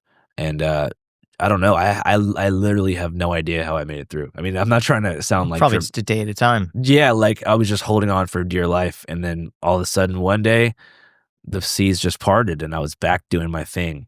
But I feel like I still haven't really taken a breath since I received that text message. Because that was just like the moment where I was like, here it is, the thing that everyone warned you about. It's happening. You either lose all your money or you lose your reputation, because the settlement would have had an NDA. How has that affected the relationship you have with your current girlfriend? It's awesome, because she got with me when I had nothing going on. So she definitely likes me. How did you guys meet? We met at a fucking 12-step meeting. But really? I'm saying she definitely... isn't that the place you're not supposed to meet people at? Yeah, but thankfully we're not in it anymore. Okay. But like, she was able to get a real authentic relationship with her, because it's like, all right, everybody fucking hates me. Even her friends are like, why are you dating that guy? He's a piece of shit. You know what I mean? And so it's like, if you like me then, I know that you got my back. What was so special about her? I don't know. She's just awesome, dude. We're coming up on a 2-year anniversary. We're about to go to Jamaica. Her name's Jamaica. She was just sick, man. She helped me understand, like, at first when it happened, despite the posturing and the apology of like, thank you, I'm a piece of shit, I was actually extremely getting red-pilled. I was getting red pill as fuck. You know what I mean? I was like, as one would in that situation, privately, I'm walking around the house talking about the deep state. Like that's part of why the movie Dear Kelly was so cathartic to make. I'm running around the house being like, and this, I was connecting the dots where they didn't even exist. I was like, I bet you Jonah Hill probably told TMZ to tell the girl, like just crazy shit. Yeah. And she was just like, help me slow down and actually look at the way that I was living. And she was like, how did you expect this not to happen? I was like, what do you mean? She's like, look at your life. You've been going out every night, hooking up with randos since you were 21 and you're 25. She's like, you expected to just live this way and continue to rise in fame at this rate? And she told me, and I believe her, that I would have died from drugs, from partying, from an accident, from something. You know? I believe that. Do you believe that everything happens for a reason? Sometimes. But I mean, I'm not the kind of guy who just tries to be all hyper positive and look for a silver lining in everything. Those dudes kind of weird me out too. That's me. You know, okay. I do. I try to look for a silver, because I'm just thinking like, hey, a negative situation, as bad as it is what it is. If it is. So I'll put it like this. Yeah. If you're a fighter, you can make a positive out of a negative situation.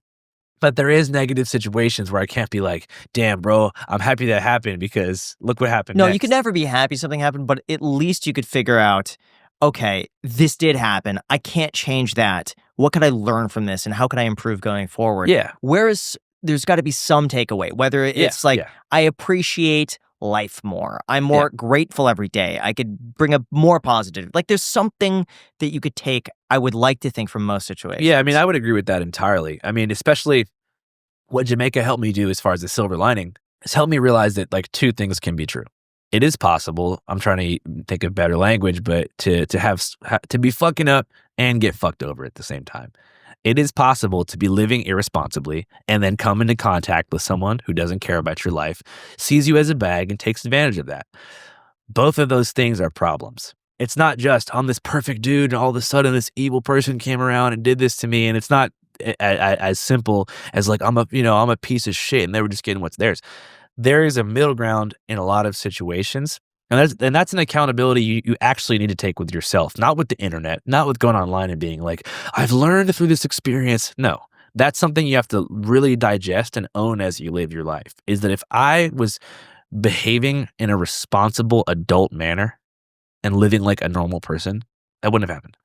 I wouldn't have ever had a cancellation. If I was just living a normal person's life and not living on the fringe in an RV and hanging out with fans every single day, I probably wouldn't have ever had a situation like that, but I was, and so now I'm not. What do you think is a valid criticism of yourself? That I have extremely bad judgment of people. That I have extremely I'm good at making people open up, and people open up to me naturally, but I didn't have a filter for people who just had all types of shit going on, man. I mean, I don't think people understand how public facing I really was. I lived in an RV for 3.5 years, and I switched cities almost every 3 days. And everywhere I would go, I'd post my location. I would meet up with a whole new group of strangers almost every single time. So I probably evidently, if you live that way for a long period of time, there's going to be a significant trail of scorn that you leave. Because you can't do everything perfectly. You can't have a perfect interaction every time you live like that. You know, I think that I was partying too hard. I think I was just spending time with people who I barely knew. And yeah, probably like reveling in the fame a little bit, you know? To seek out fans everywhere you go is nice to combat loneliness, but it's not a healthy way to live your life. So what has it taught you about human nature? That most people are good, but money corrupts always. At what level does money corrupt? Is there like a dollar amount where people kind of get a little nuts? I mean, I think that it just, I don't want to sound like I'm a crazy Marxist or something, but like where there's drastic inequality, whether that's inequality in attention through fame or just money and shit, like bad things happen. Everything bad that I've seen happen is because someone is trying to either get money out of somebody or get someone else elected. I'm curious, any of the friends that you lost during that really low point in your life, did any of those relationships get repaired over time? Yeah, they got repaired. But I'm not, to be honest with you, bro, I'm not interested in really repairing a lot of them. You know, if you wouldn't pick up the phone for me when I was too, I don't want to hang out with you. You know, I mean, I can meet you and say, hey, man, how's it going? It's all good. But no, we can't break bread like that. And that's not a spite thing. That's just, I'm a smart person. I'm like, if somebody shows you how they are, you got to believe them. Are you able to forgive those people? Yeah. And how do you do that? It's forgiven. It's fine. I don't hold any grudges. I'm just not trying to hang out with them. You know what I mean? I wouldn't wake up every day like, that motherfucker didn't call me back. It sounds like it's more so that people are doing that out of fear and self-preservation. But if you could call me and just say, you know, I'm scared, I have to do this, versus, I mean, like, it's an uncomfortable conversation to have with somebody that I think is easier for someone who's afraid not to do that. I get that would be the nice thing to do. What about media training? going through that, what do they teach you in that? And how do you approach situations differently because of that? They tried to teach me like how to have non-confrontational conversations and, not mess up. And I actually looked at everything they told me and I did the opposite. What do they teach? Like, how do you have a non? They sent me one for this. I have a publicist that set this up. They sent me one for this. What'd they say? Just like, my work bridges human empathy across political lines, and I'm very grateful to provide a platform to real humans. It's like a way to get 0 views on that. That's what they want. Next. What they want. Is there a way to do it effectively, though, in such a way where, maybe you're asked a hardball question, you're able to, like, navigate it? Like, I've noticed Trump is a great example where someone could ask him straight up a yes or no question, and my gosh, his responses are so good at not answering the question, but then finding something else, like a different question to answer. Yeah, is that media training, or is that just like a technique? I mean, I'm capable of answering any question. That's why I'm excited to do more off-the-cuff podcasts like this. I'm able to answer even critical questions. I like critical questions. It's more fun for me than someone just doing like a glazing interview. It's just like, how is your journalism so dope? I want to go on some like Steven Crowder type platforms. You know what I mean? Yeah. But like, really, you guys are great too because you guys push back as well in a healthy way. But most Hollywood platforms don't push back. So when they media train you, they're like almost training you to do like what's a tennis thing? Volleying. Mm-hmm. Training you like, hey, I love the movie. Thank you so much. I'm so happy to be here with Variety. You know what I mean? Sure. And just like, what inspires you? Real human stories. How careful are you of what you say now? Just in general? I don't care. I mean, I'll just say how I feel, and I know now that if I say how I feel, I'll never have those problems again because I have nothing to hide from. A lot of people who cater their speech and they carefully craft words, they're running from things. I didn't have anything to hide from then, and I don't now. I'm not waiting for something to come out. I'm not sitting around being like, oh my God, I have to minimize this. Dude, no. But so that's kind of my new model. I'm just going to say however I feel. Interesting. See, I admire that because I myself am very careful about what I say. And I purposely, like, there's a side of me that you'll see on camera, but then there's a side of me that, like, I'm free to joke around and, I'll swear every now and then. But when I'm on camera, I like to be someone who's like, hey, you tune on with your kids and I'm not going to swear or say, like, dirty jokes or stuff like that. But yeah. I mean, it's just, that's why I'm glad you guys asked about it. Because I go on these platforms and they're scared to ask about the controversy a couple years ago.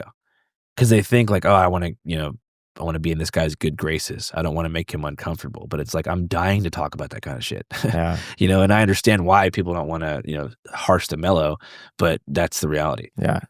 I really appreciate the level of transparency that you have towards this. Yeah. And I'm curious if you approach every public facing interview or podcast that you do with this level of just like no filters, talking completely as yourself and you have nothing to hide, like, will that actually end up yielding better results in terms of like a business perspective or a views perspective or like a more cult-like following perspective? Yeah. Because that's kind of what seemed like Andrew Tate was doing when he was just like saying whatever he wanted to say. Yeah. No holds, like he never held back anything. And a lot of people now, like they still do these things and they just throw out some crumbs, but they don't actually like fully embody themselves on interviews. And I feel like you're absolutely doing that. And it's fascinating.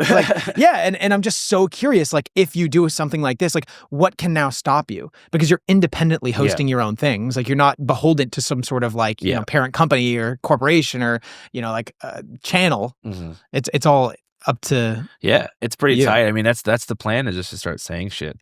But I'm also not going to be a provocateur too. I'm not going to be like, oh, the views are pretty bad today. Let me go freak out on live stream about some shit. I'm not going to, I don't want to monetize that situation. You know what I mean? Like a lot of people would and be like, what really happened? Like, bro, that shit was horrible, dude. That was the worst experience of my entire life. I'm trying to move on. Yeah. It doesn't mean I don't want to talk about it, but I need to figure out a way to get the truth about that situation out there without stirring shit back up. And I'm not sure how to do that. Because it's like the last thing I've said about it until now, was like me, basically like a deer in headlights apologizing just basically desperate for anyone to just give me an ounce of sympathy or understanding, because I was so eclipsed by all this shit and inundated by this stuff. It was almost hard to even explain what was happening, because it felt so surreal. It's like you see one thing about yourself that you know isn't true, and you see two and then three. You can't correct them all. And you go, and then if you do, you go, what am I going to look like? Now there's 2 TikToks and 2 anonymous things, and what am I going to do?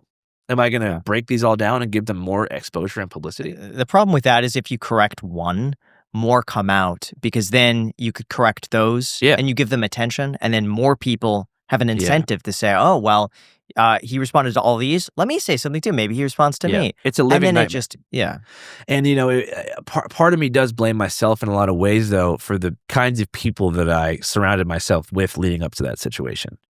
I thought that you had to be an actual piece of shit to get canceled. I didn't realize you could be someone like me and that could still happen to you. I didn't realize it just took someone having enough scorn and enough of a financial incentive to say something to you. I didn't know it was that simple.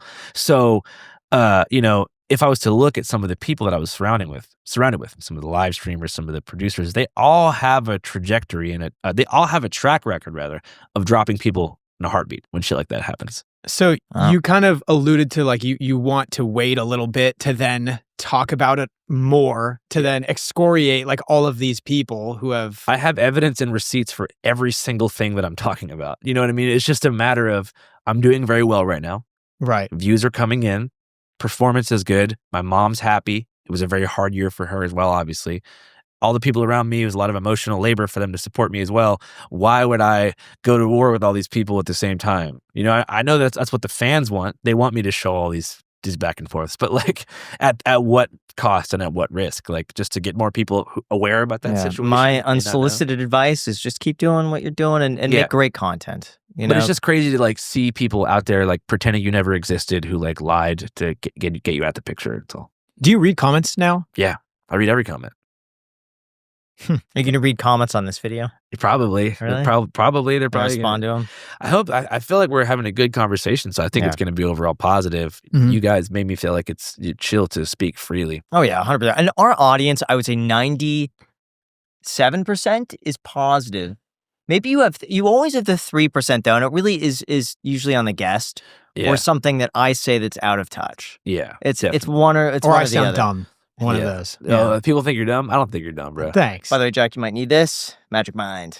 I honestly really do. Yeah. Yesterday, I drove all the way from Mammoth Lakes to Los Angeles, and it was like a 7.5-hour car drive. Yeah. Now, for those who are unfamiliar with this, by the way, they sent us these to try out, and I'm absolutely obsessed with them. They're Magic Mind shots, and basically what they do is they help you focus, they boost mental productivity, and every single podcast, by the way, I have one of these before filming. They taste delicious. They help just improve, I would say, just my cognitive functions. Like I find myself just being able to focus a little bit better, just be a little bit more attentive. What do you think, Jack?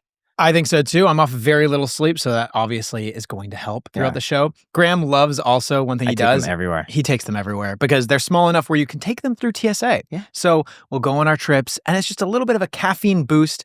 Gives you a little bit more mental acuity and clarity. Yeah. Helps a ton. So. Yeah, honestly, that was it was a mistake actually bringing it through TSA. I completely forgot that I had like 3 in my backpack. They got through, and I was so glad that I had them at the place because I couldn't get a coffee in the morning. So I just downed one of those. Worked amazing. If you guys are interested, they do have a discount link down below in the description. They've helped sponsor this podcast. They make all the traveling we do completely worth it. It's awesome. Thank you so much, Magic Mind, for being a part of this. Really appreciate it. But yeah, if you guys are interested, the link is down below. Thanks. Yeah. So I'm curious when it comes to the documentary. Dear Kelly, how much did that cost?